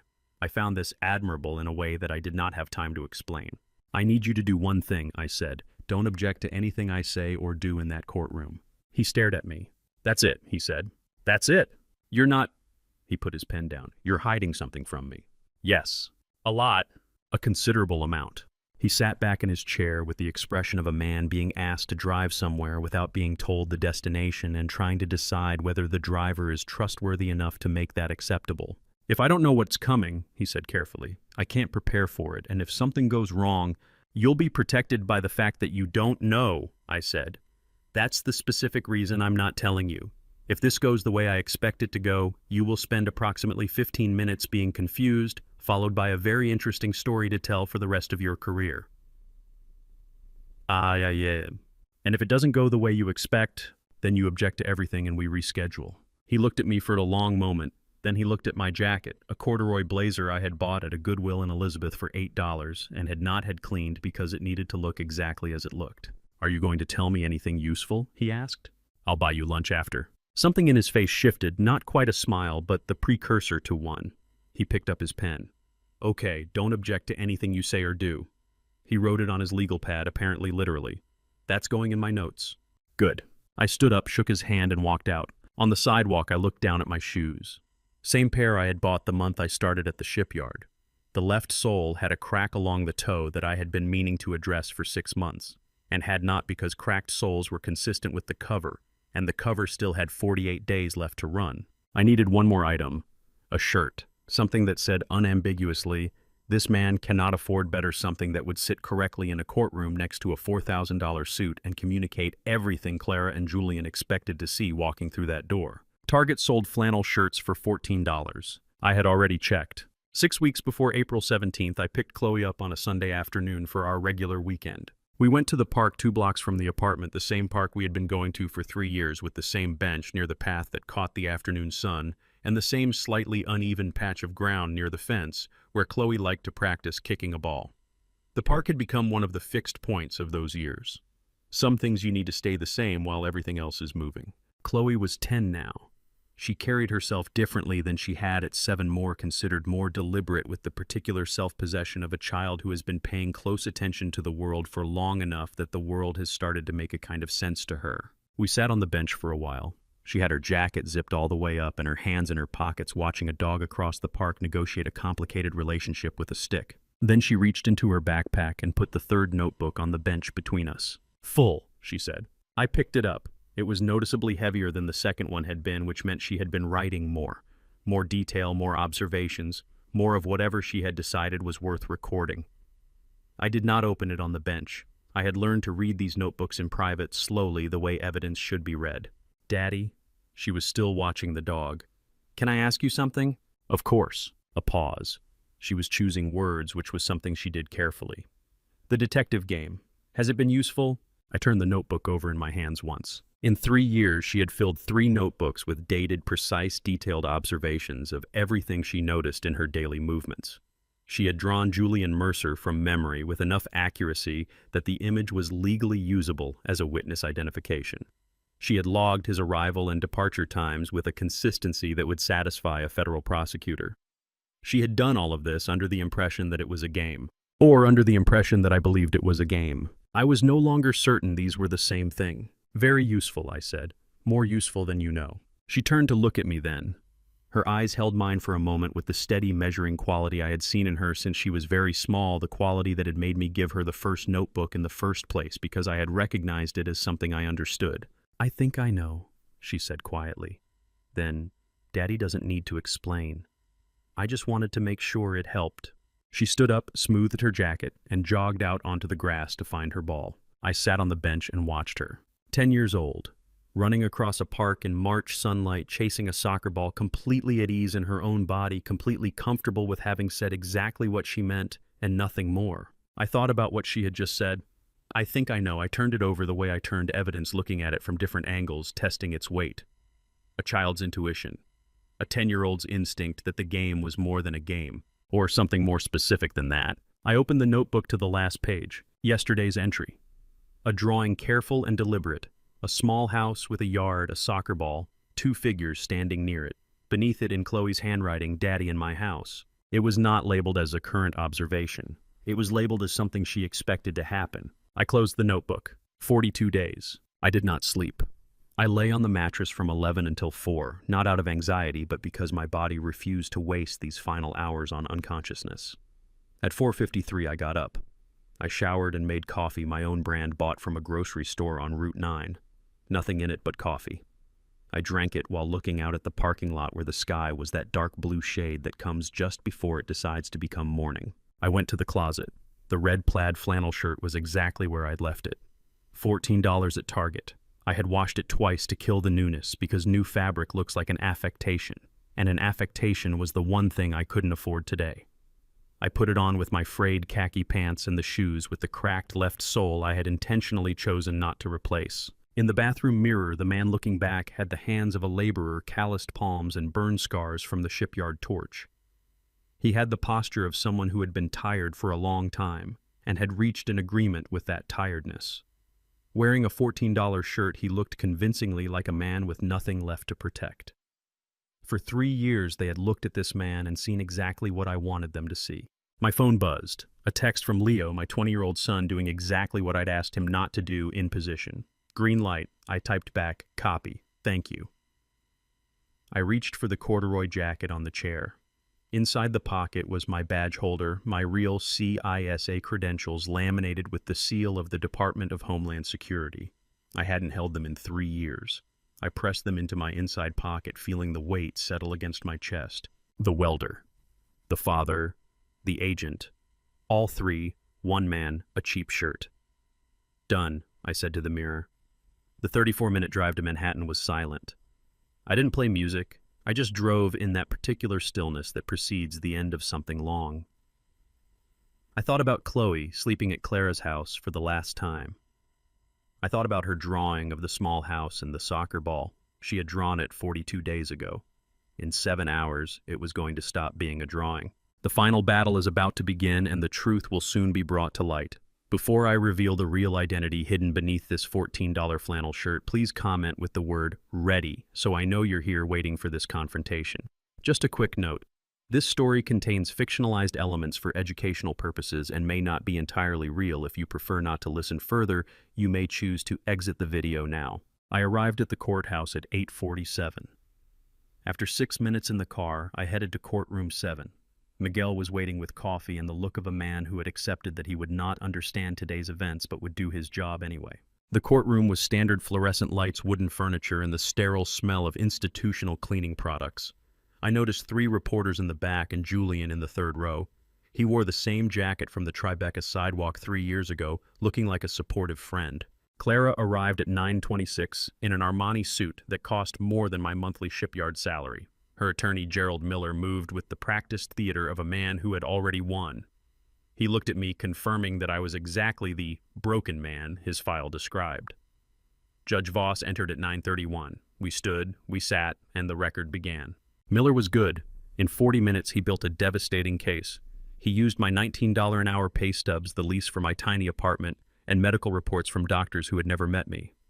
Finally, he projected the 64-second seizure video onto the screen. The room went quiet. It was the silence of an audience watching something they believed they understood. I watched the video of myself on the floor, keeping my face still and my hands flat on the table. Miller set the remote down and looked at the judge, his arrangement complete. I looked at Julian. There was a small, controlled smile at the corner of his mouth, the smile of a professional who believes his plan is flawless. He had been planning this for 4 years. He didn't know that the smile on his face was the last freely chosen thing he would do for the next 35 years. Miller finished his presentation and sat down. Judge Voss made a note. She wrote slowly, which was a characteristic I had identified in my research. She wrote down what she actually thought, not summaries, which meant she was genuinely processing rather than performing attentiveness. I watched her pen move and felt something that was close to confidence, but was actually something quieter than that, the recognition that the right person was in the right chair. "Ms. Dalton," Judge Voss said without looking up from her notes, "you've indicated you'd like to make a personal statement." "Yes, Your Honor." Clara stood. She looked at the judge, first brief respectful. Then she turned and looked directly at me. It was the first time she had looked at me since entering the courtroom. I had wondered arriving this morning whether she would be able to meet my eyes. She could. I noted this about her the way I noted everything. She was not someone who looked away from things. Whatever else she was not a coward. She spoke for 11 minutes. I will not give you the full text, because the full text was a precisely engineered document, and some things do not deserve the space of full quotation. What I will tell you is that it had been written with care, probably with Miller's input, possibly with Julian's, and it did what it was designed to do. It described a man who had, in her words, chosen failure, who had walked away from a career, from stability, from every reasonable obligation of a father and a partner, in favor of a life she characterized as a kind of extended collapse. A man who had taken a medical episode, her word for the seizure video, and hidden it from everyone, including from the child who depended on him. She talked about the 3 a.m. calls she had taken from Chloe asking why Daddy's new apartment was so small. She talked about working 18-hour days to give her daughter stability while her husband welded steel for $19 an hour by choice. Her voice broke at the 9-minute mark. Not a collapse. A single catch in the throat, controlled and immediately recovered, the kind of break that reads to an observer as genuine emotion being managed by a composed person, which is the most convincing kind of emotional display there is. The 3 reporters in the back row leaned forward slightly, almost in unison. I looked straight ahead. My hands were flat on the table. I thought about the $14 shirt against my chest and the badge in my inside pocket, and the 47 pages of a 10-year-old girl's careful handwriting, sitting in an encrypted drive that was at this precise moment being reviewed by 3 FBI analysts who had received it from Richard Calloway at 9 o'clock this morning. I thought about Chloe asking what happy felt like and me saying this is what it feels like walking beside her in the park. Clara sat down. Miller placed one hand briefly on her shoulder, a gesture of the kind that is performed for audiences as much as for the person receiving it. Judge Voss set her pen down. She looked at me over the top of her reading glasses. The look of someone who has heard every version of every story and is now inviting the version she has not heard yet. "Mr. Dalton," she said, "do you have anything to say?" I looked at her. Here we go. Right now, the secret ace hidden behind this $14 flannel shirt is about to be revealed to wipe out the entire criminal network. If you've been waiting for this shocking exposure, comment the word "ready" so I know you're still with me. But please be advised, the upcoming events contain fictional elements and may leave you stunned. If you'd rather not continue, you may choose to exit the video now. "No, Your Honor," I said. "Not yet." The courtroom was quiet for a half second. Then Miller laughed. It was a small sound, involuntary, quickly controlled the laugh of a man who had decided the response was so absurd that containing his amusement was more effort than it was worth. He covered it with a hand and looked down at his notes. Judge Voss looked at Miller. She did not say anything. She simply looked at him over the top of her reading glasses for a period of approximately 3 seconds, and in those 3 seconds, Gerald Miller's expression moved from amusement to something considerably more careful. She turned back to me. "For the record, Mr. Dalton," she said in the measured, unhurried voice of someone who has been waiting without impatience for something she has not yet seen, "would you please state your full legal name?" I placed both hands flat on the table in front of me. The courtroom was quiet. The reporter's fingers were still above her keyboard. In my peripheral vision, I could see Miguel sitting very still to my left, doing exactly what I had asked him to do, nothing. With my right hand, I reached into my inside jacket pocket. I placed the badge holder on the table. I opened it with my thumb and positioned it facing Judge Voss, and I held it there for 3 seconds without speaking. 1, 2, 3. The courtroom was the quietest I had ever heard a room be. Judge Voss looked down at the badge. I watched her eyes move across it, the photograph, the seal, the text, the clearance designation in the particular way that a person reads something they are not certain they are reading correctly, and so reads it again to be sure. She looked up. Her face did not change. This was the thing about Eleanor Voss that I had understood from her file and confirmed in the last 30 minutes of watching her. She did not perform reactions. Whatever she felt in that moment, and she was human, she felt something, she kept it in the place where experienced judges keep things that belong to them and not to the record. She held my eyes. I held hers. And then, in the same measured, unhurried voice, the voice she used for everything, for rulings and for procedure and for the ordinary business of the court, she read, "Arthur James Dalton." A pause. The pause of someone allowing a room to understand what is about to change. Previously known professionally as Supervisory Special Agent Arthur Dalton, Cybersecurity and Infrastructure Security Agency Special Operations Division. Security clearance, top secret, sensitive, compartmented information. The 3 reporters in the back row were not writing. They were recording. Miller had stopped looking at his notes. Clara had gone very still. Julian in the 3rd row was looking at me with an expression I had never seen on his face before, the expression of a man who has just understood something he cannot yet fully process and whose body has registered it before his mind has caught up. I closed the badge holder, set it on the table in front of me, placed both hands flat beside it. "Thank you, Your Honor," I said. Judge Voss straightened in her chair. She looked once at Miller, once at Clara, once at Julian, the swift, complete survey of someone confirming the dimensions of a room before deciding what to do with it. Then she looked at me, and she gave the smallest possible nod. The side door opened. 4 federal marshals. They came through the side door in pairs, 2 moving left toward the plaintiff's table, 2 moving right toward the public seating. Their movements were coordinated with the particular efficiency that comes from rehearsal from people who have done this before and understand that the only thing worse than a public arrest is a slow one. Everything that happened next took approximately 90 seconds. I know this because I counted. The first pair reached Julian in the 3rd row before he had time to stand. He was cuffed, standing, which was what he chose.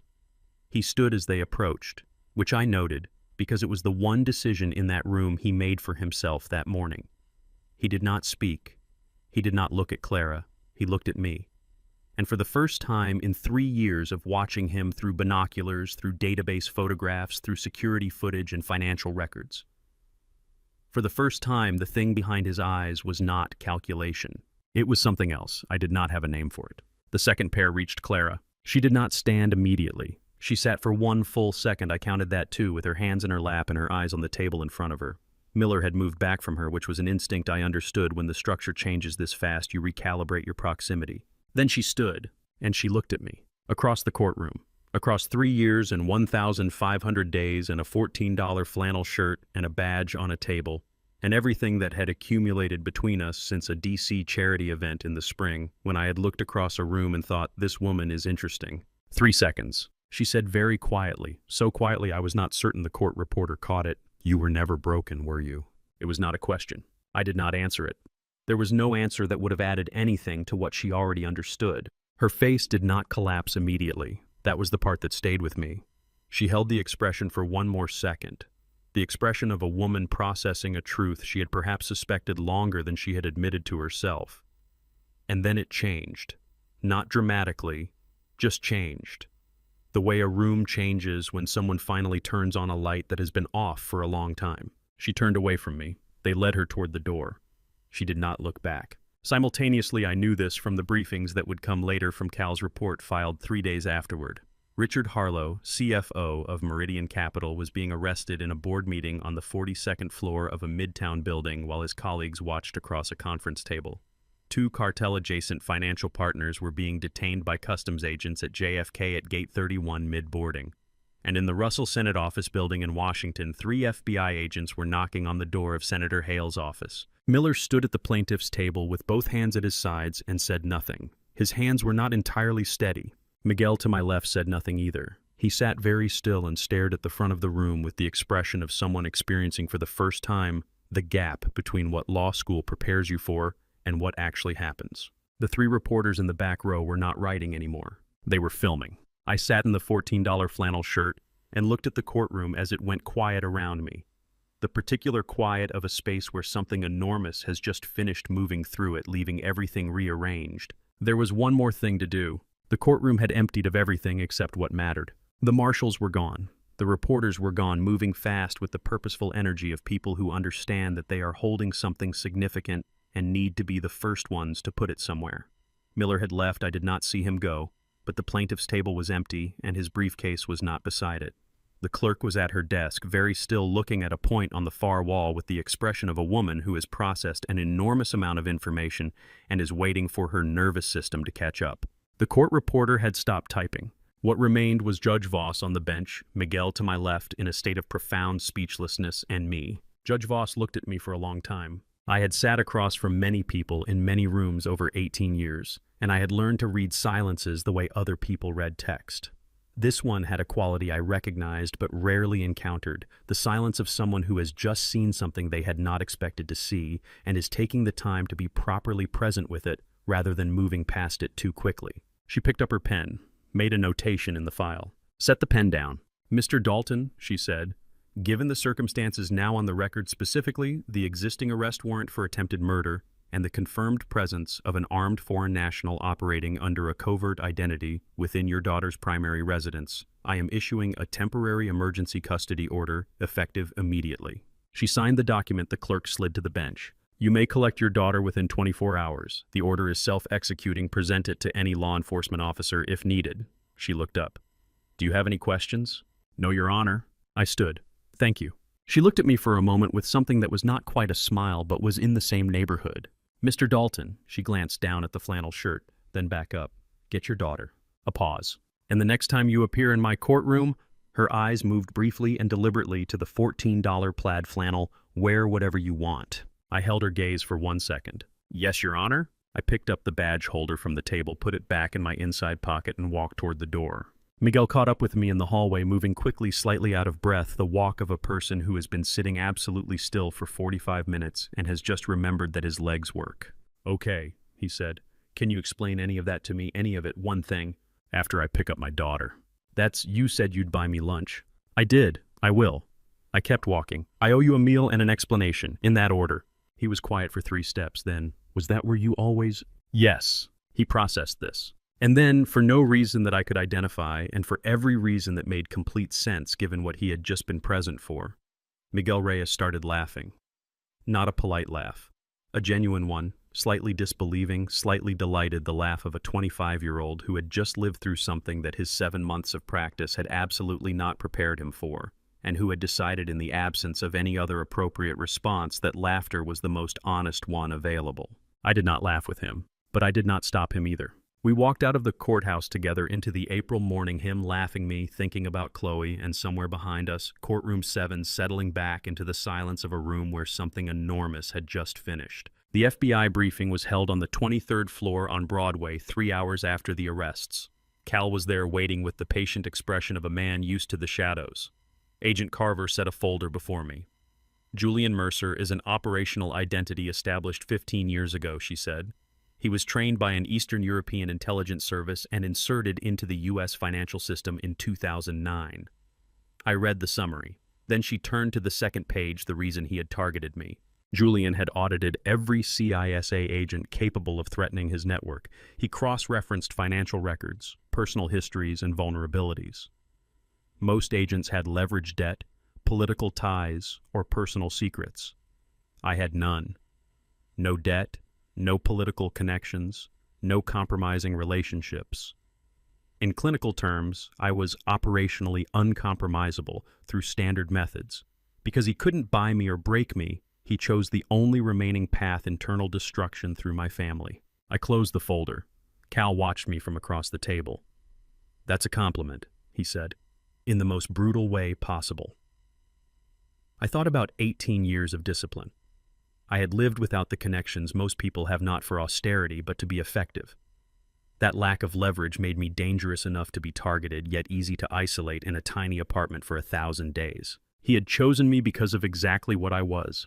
It was the most professionally affirming and personally devastating thing I had ever heard. "He made one mistake," I said, pushing the folder back to Carver. "He assumed the family angle had no counterplay. It does. It just takes longer." I left the federal building at 2:47 and drove to Chloe's school. The emergency custody order was in my jacket pocket. The inside one, the same pocket that had held the badge this morning. I had folded it carefully along the clerk's crease and put it there when Judge Voss's clerk handed it to me, and I had not taken it out since because I did not anticipate needing to show it to anyone. Schools, in my experience, do not require federal agents to present orders twice. They require it once and then they move efficiently, which is what happened. The school was a brick building on a side street in the upper 70s, the same school Chloe had been attending since kindergarten, with the same painted mural on the exterior wall and the same iron gate across the front entrance. I had dropped her off here on my custody mornings for 3 years. I knew the security guard's name. He looked at the order, looked at me, said, "Wait here," and came back 4 minutes later with Chloe. She came through the door with her backpack on and her jacket half zipped and the current detective notebook under her arm. The fourth one, 3 months into it, not yet full, and she stopped when she saw me standing at the gate. She looked at me. She looked at the notebook under her arm. She looked back at me. "Daddy," she said, "does this mean our detective game is over?" I looked at my daughter, 10 years old, standing in the afternoon sunlight on a sidewalk in Manhattan with a notebook she had been filling for 3 years in a story she had understood for longer than I had allowed myself to believe. "Yeah, sweetheart," I said. "Game over." 1 second of silence. "Good," she said. I was running out of pages anyway. I knelt down on the sidewalk and I held my daughter. She put both arms around my neck and held on the way. She had held on when she was small and frightened, and the way she held on now, which was different. The hold of someone who is not frightened, but who has been patient for a very long time and is finally allowing themselves to not be patient anymore. I held her for a long time. She did not ask about her mother. She did not ask what had happened that day or what came next or where they were going now. She seemed to understand in the way that Chloe understood most things, that some questions belonged to later, and that what belonged to right now was this: the sidewalk, the afternoon light, her father's arms. We walked to the car. I put her backpack in the back seat. We pulled into traffic. For 10 minutes, neither of us said anything. Then Chloe said, without looking up from the window, "Daddy, can we stop somewhere? I'm really hungry." I looked at her in the mirror, this 10-year-old person who had carried more than I had given her credit for, who had drawn 47 faces and logged 47 dates and written "Daddy in my house" in the last page of a notebook and handed it to me 6 weeks ago with the calm of someone who already knew the ending. "What do you want?" I said. "Ice cream." I laughed. It was the first time I had laughed all day, possibly the first time in longer than I wanted to calculate, and it came out of me the way things come out when you have been holding them for a long time, and something small and perfect finally opens the door. "Ice cream it is," I said. We stopped at a place on Lexington Avenue. She ordered 2 scoops of mint chocolate chip and ate methodically, looking out the window at the city going past, asking no further questions. I watched her and thought this: not the file, not the badge, not the 90 seconds in courtroom 7. This, a 10-year-old eating ice cream in an afternoon, was what 1,500 days had been protecting. We drove back to Kearney. I stopped at a Target on the way, not for a flannel shirt this time, and bought an inflatable mattress, 2 sets of sheets, a pillow, and a stuffed animal from the end-of-aisle display that Chloe identified as a rabbit and declared acceptable.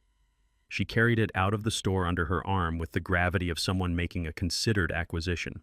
By 9 o'clock she was asleep. She had asked once in the car outside Target, "Are we staying at your apartment?" "For now," I said. "We're going to find a house soon." With a yard?" "With a yard." She nodded and got out of the car. She fell asleep 20 minutes after I set up the inflatable mattress in the bedroom, the one room in the apartment that had a door which I gave to her and which she accepted without comment, which was Chloe's way of registering gratitude for things she considered obvious. I sat on the floor beside her until her breathing slowed and evened out, and she was fully, completely, unreservedly asleep the way children sleep when they feel safe. Then I went out to the main room and sat in the dark. The washing machine through the wall, the distant turnpike hum, the water stain on the ceiling that I had stopped seeing months ago and was only now in this particular stillness seeing again. I looked around the apartment. The encrypted laptop was off. I had not opened it since the morning. The external hard drive was gone, transferred to Cal, transferred to the FBI, now in a chain of custody that no longer required my participation. The card table still had the same folding chair pushed against it. The window still faced the same brick wall 6 feet away. The tilt in the living room floor that I had never reported to the landlord because reporting it would have required a conversation I didn't have time for. It was just an apartment. For 1,500 days it had been something else. A surveillance hub, an analysis center, a place where I had sat in the dark, mapping the destruction of a network, while a washing machine made noise through the wall and a 10-year-old girl made detective drawings 40 miles away. And now with a stuffed rabbit on the floor of the bedroom and a child asleep on an inflatable mattress, it was just an apartment again.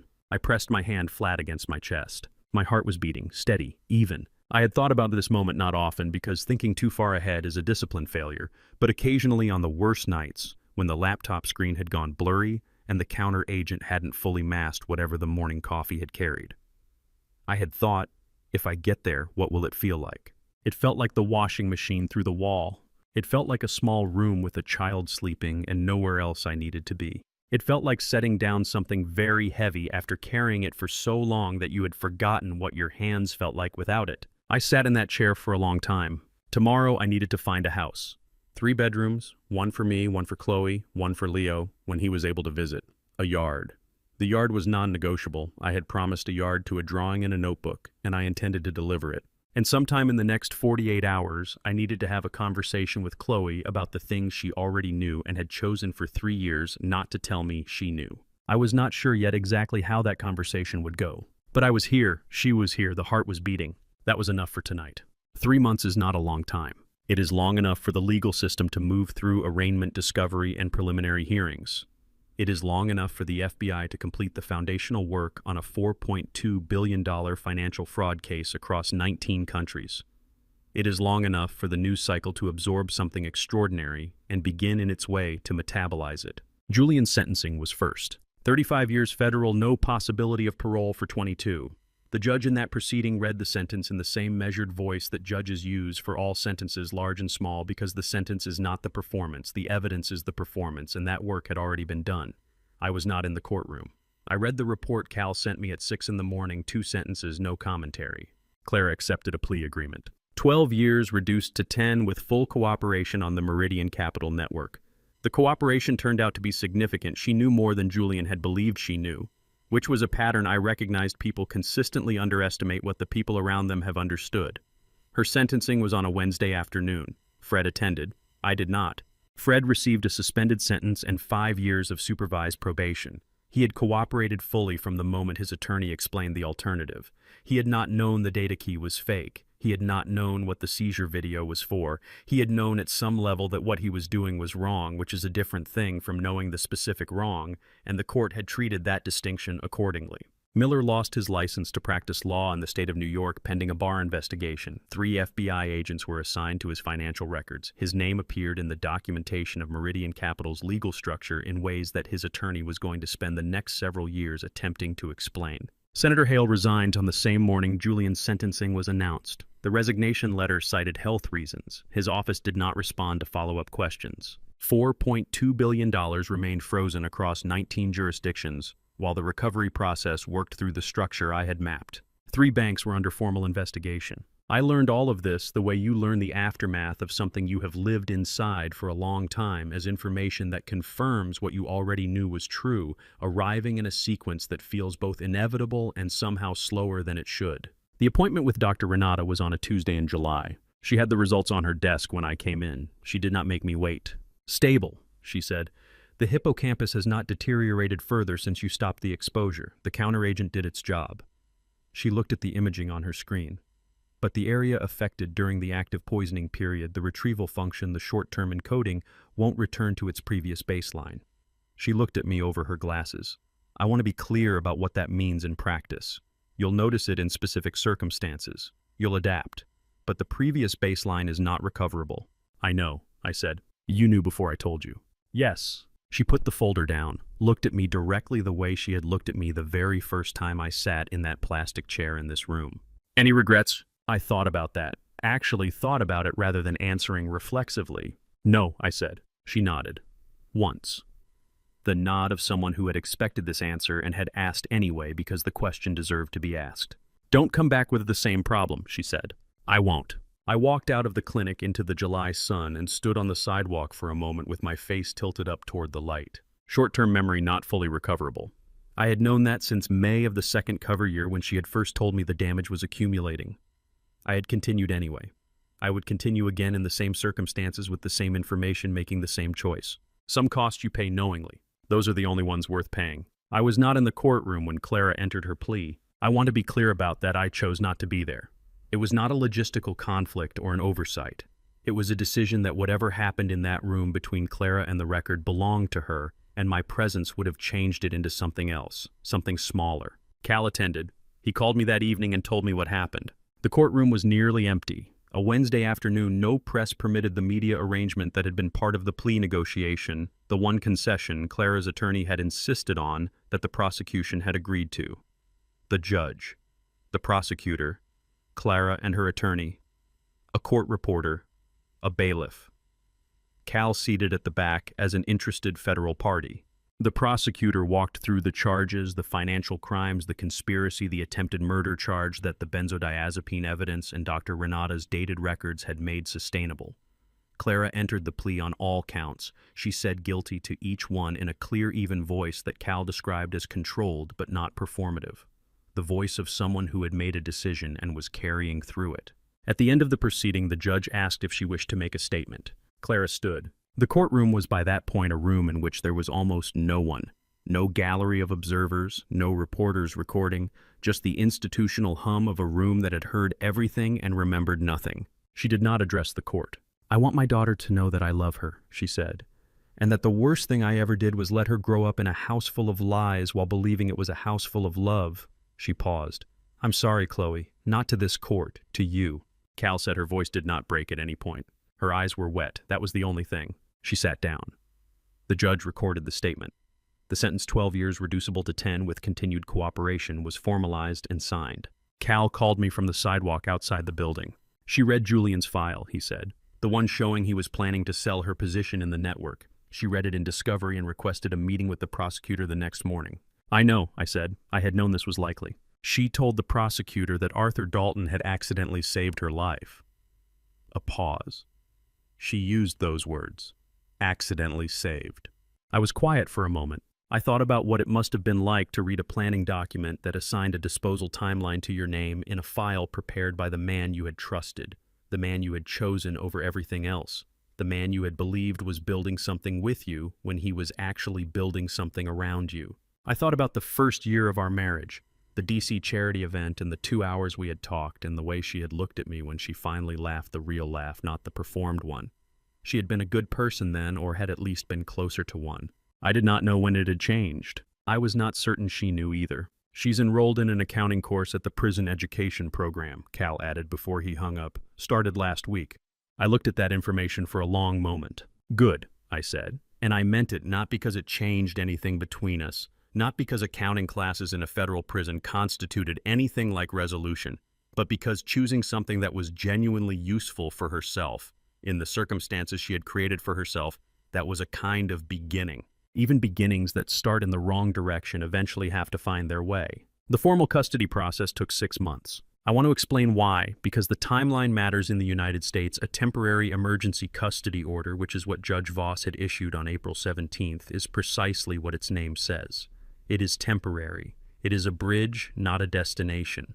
Establishing permanent physical custody requires a separate proceeding, and that proceeding has its own sequence, its own timeline, its own requirements. I did not mind. I had learned over 3 years how to wait for the right process to complete.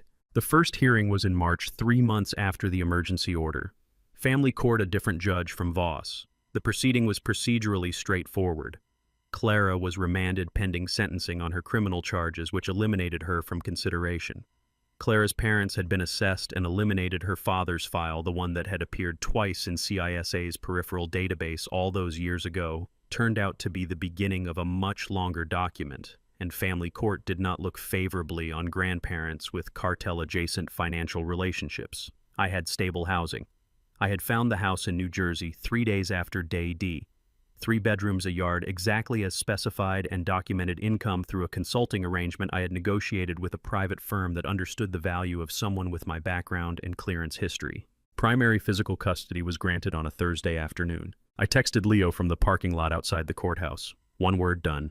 He replied in 4 seconds, told you. The second layer came in June. Judge Reyes, the family court judge assigned to finalize the long-term arrangement, had a practice I had read about in his case history and respected for children over 8. He requested a private meeting. Not with the attorneys, not with the parents, with the child. He met with Chloe in his chambers on a Wednesday morning. I waited in the hallway on a wooden bench for 47 minutes. I counted. When the door opened, Chloe came out first. She walked past me, sat down on the bench beside me, and looked at the opposite wall with the expression she used when she was thinking about something and had decided the thinking was finished. The clerk came to the door. "Mr. Dalton, the judge would like a word." I went in. Judge Reyes was a compact man in his 50s with reading glasses similar to Voss's and the patient manner of someone who spent most of his professional life listening to things that mattered to the people saying them. He was holding a piece of paper. I recognized it before he turned it around. A photocopy slightly reduced of the last page of Chloe's 3rd detective notebook. The small house, the yard, the soccer ball, 2 figures, the handwriting beneath Daddy and my house. "She brought this in herself," he said. When I asked her who she wanted to live with, she opened her notebook to this page and put it on the desk. He set it down. She said, and I'm quoting, "I want to live here." And then she looked at me and said, "It's already drawn." He looked at me for a moment. "I don't need anything else from either party," he said. "I'll have the order ready by Friday." I drove Chloe home that afternoon, home being the 3-bedroom house in New Jersey with the yard that had by now acquired a soccer ball and a garden hose and a patio chair I had bought at a hardware store and had not yet assembled. She looked out the window at New Jersey going by. "Daddy, when can we visit, Mom?" "Whenever you want." "Next month." "Yes." She nodded, kept looking out the window. The following month, I drove her to the facility and parked in the visitor's lot and waited for 2 hours while she went in. I did not go inside. I did not ask what they talked about when she came back out because it was not mine to ask. I drove her home and made dinner, and she told me about a book she was reading at school, and that was the afternoon. Every month after that, it was the same. That was between the 2 of them. 6 months after April 17th, on a Saturday afternoon in October, I was sitting in the backyard watching Chloe kick a soccer ball. This was not an unusual activity. We had established a rhythm in the new house that was in the way that rhythms in new houses tend to be both deliberate and ordinary. Dinner at 6, homework at the kitchen table, soccer in the backyard on weekends, which Chloe practiced with the same focused intensity she had applied to the detective notebooks, methodically, seriously measuring her own improvement against a standard only she fully understood. She was good. Better than I had expected, though I was not sure why I had expected anything other than thoroughness. I was in the patio chair, the one I had finally assembled 3 months after buying it with a cup of coffee, and nothing in particular requiring my attention, which was itself a condition so unfamiliar that I was still 6 months in, not entirely certain how to inhabit it. Chloe stopped kicking. She jogged over and sat down on the grass beside my chair cross-legged and put the notebook, the 4th one nearly full now, on her lap. She looked at it for a moment, then she looked up at me. "Daddy, can I tell you something?" "Of course." She looked back at the notebook. "I knew it wasn't a game," she said, "for a long time." I set my coffee down. "How long?" I asked. I kept my voice even. I had been keeping my voice even for a long time, and I was very good at it. But there was something different about doing it now, not to conceal something operational, but to give my daughter the space to say what she had clearly been deciding whether to say for months. "Since the second notebook." She turned it over in her hands, not opening it, just holding it. "When I realized you were scanning all the pages, you'd scan them and upload them somewhere." She glanced up. "I could tell by the way you handled them. Real detective games don't work like that. You were too careful with them." A 10-year-old had identified the change in my handling of the notebooks as operationally significant. I did not say anything. "I didn't tell you," she continued, "because I could see that you didn't want me to know. And I thought—" She paused, working through it with the precision she brought to everything. I thought if I told you I knew, then you'd worry about me. And you already had a lot to worry about. So I just kept doing it the same way. She looked up at me. Was that okay? I looked at my daughter, 10 years old, sitting cross-legged on the grass in the backyard of a house that had a yard specifically because she had drawn it into existence 6 weeks before I delivered it. She had known for 18 months that the game was real. She had continued playing it carefully, accurately, with the dated entries and the precise drawings, while simultaneously pretending not to know so that I would not worry about the fact that she knew. She had been protecting me, while I was protecting her. The same way, at the same time, without telling each other. I did not trust my voice for a moment. Yeah, I said finally. That was okay, Chloe. That was more than okay. She nodded the satisfied, considered nod of someone whose logic has been confirmed. Then she stood up, smoothed her jacket, and jogged back out to the soccer ball. Daddy, watch this. She kicked it cleanly across the yard, and it hit the fence post on the far side with a sound like a small bell. I sat in the patio chair in the October afternoon and watched her. We had been protecting each other, both of us, for 3 years, without saying a word to each other about it. And the entire time, neither of us had been alone. I had not understood that until right now. 2 years after April 17th, Chloe asked me to come inside with her. Every month for 2 years, I had driven her to the facility and parked in the visitor's lot and waited. I had read books in the car. I had eaten lunches from a thermos. I had watched other people come and go from the entrance, some purposeful, some reluctant, some with the fixed expressions of people who had made peace with a particular obligation and were carrying through it. I had never gone in. Chloe came out to this parking lot on this particular Sunday and said simply, "Daddy, come in this time, just this once." I looked at her. She was 12 now. She carried herself the way 12-year-olds who have seen more than their age carries, not old exactly, but settled in a way that had nothing to do with loss and everything to do with understanding. Okay, I said. The visiting room was small and fluorescent lit with plastic chairs and a table bolted to the floor, and a window in the door through which a guard moved past at regular intervals. Clara was already seated when we came in. She looked at Chloe first the way she always did, and something in her face changed in the specific way it always changed when Chloe came in, a softening that was entirely genuine and entirely separate from everything else she was. Chloe sat across from her mother. They looked at each other for a moment. Then Chloe said with the matter-of-fact directness that was her most reliable characteristic, "Mom, Daddy came too." Clara looked at me. I was standing by the door, not sitting, not performing ease I didn't feel. We held each other's eyes for a long moment. Chloe seemed to understand that this was a conversation that needed to happen without her as the audience. "I'm going to get water," she said, and stood and went to the corridor water fountain which was visible through the door. Clara looked at her hands on the table. Then she looked at me. "Did you ever actually love me?" she asked. Her voice was even. She was not performing the question, she was asking it the way someone asks a question they have been sitting with for 2 years and have decided they need an answer to, regardless of what the answer is. "Yes," I said. She looked at me. "Then why?" "I waited 14 extra months after I had everything I needed," I said. "The file was complete in August of the second year. I could have moved in August, I didn't." I looked at her directly. "I gave you 14 months to choose something different. That's not what you do with a case file. That's what you do with someone you loved." She was quiet for a long moment. 14 months, she said softly. Not a question. Working it out. "It was the most expensive thing I've ever done," I said. "And I'd do it again." She looked at the table. I could not read her expression, not because it was hidden, but because it contained too many things simultaneously for any one of them to be legible separately. I stood. At the door I stopped. "The accounting program," I said. "Keep going, not for the parole board, for yourself." She did not answer, but she looked up. I went out into the corridor. Chloe was waiting, cup of water in hand, leaning against the wall with the patient posture of someone who had given 2 people the time they needed. "Okay," she asked. "Yeah," I said. "Okay." We drove home in silence, the good kind of silence, the kind that doesn't need filling. Chloe looked out the window at New Jersey going past. I drove. Nobody said anything more. There was nothing more that needed to be said. Cal came to the house on a Saturday in April, exactly 1 year after the courtroom. He wasn't someone who chose dates by accident. We sat in the backyard drinking beer in the companionable silence of 2 people who had survived something significant. We watched Chloe practice soccer, her movements focused and methodical. "CISA came back to you," Cal said eventually. "Yes?" "You said no." "Yes." He didn't judge. He knew why I'd trusted him with the drive. "What are you doing instead?"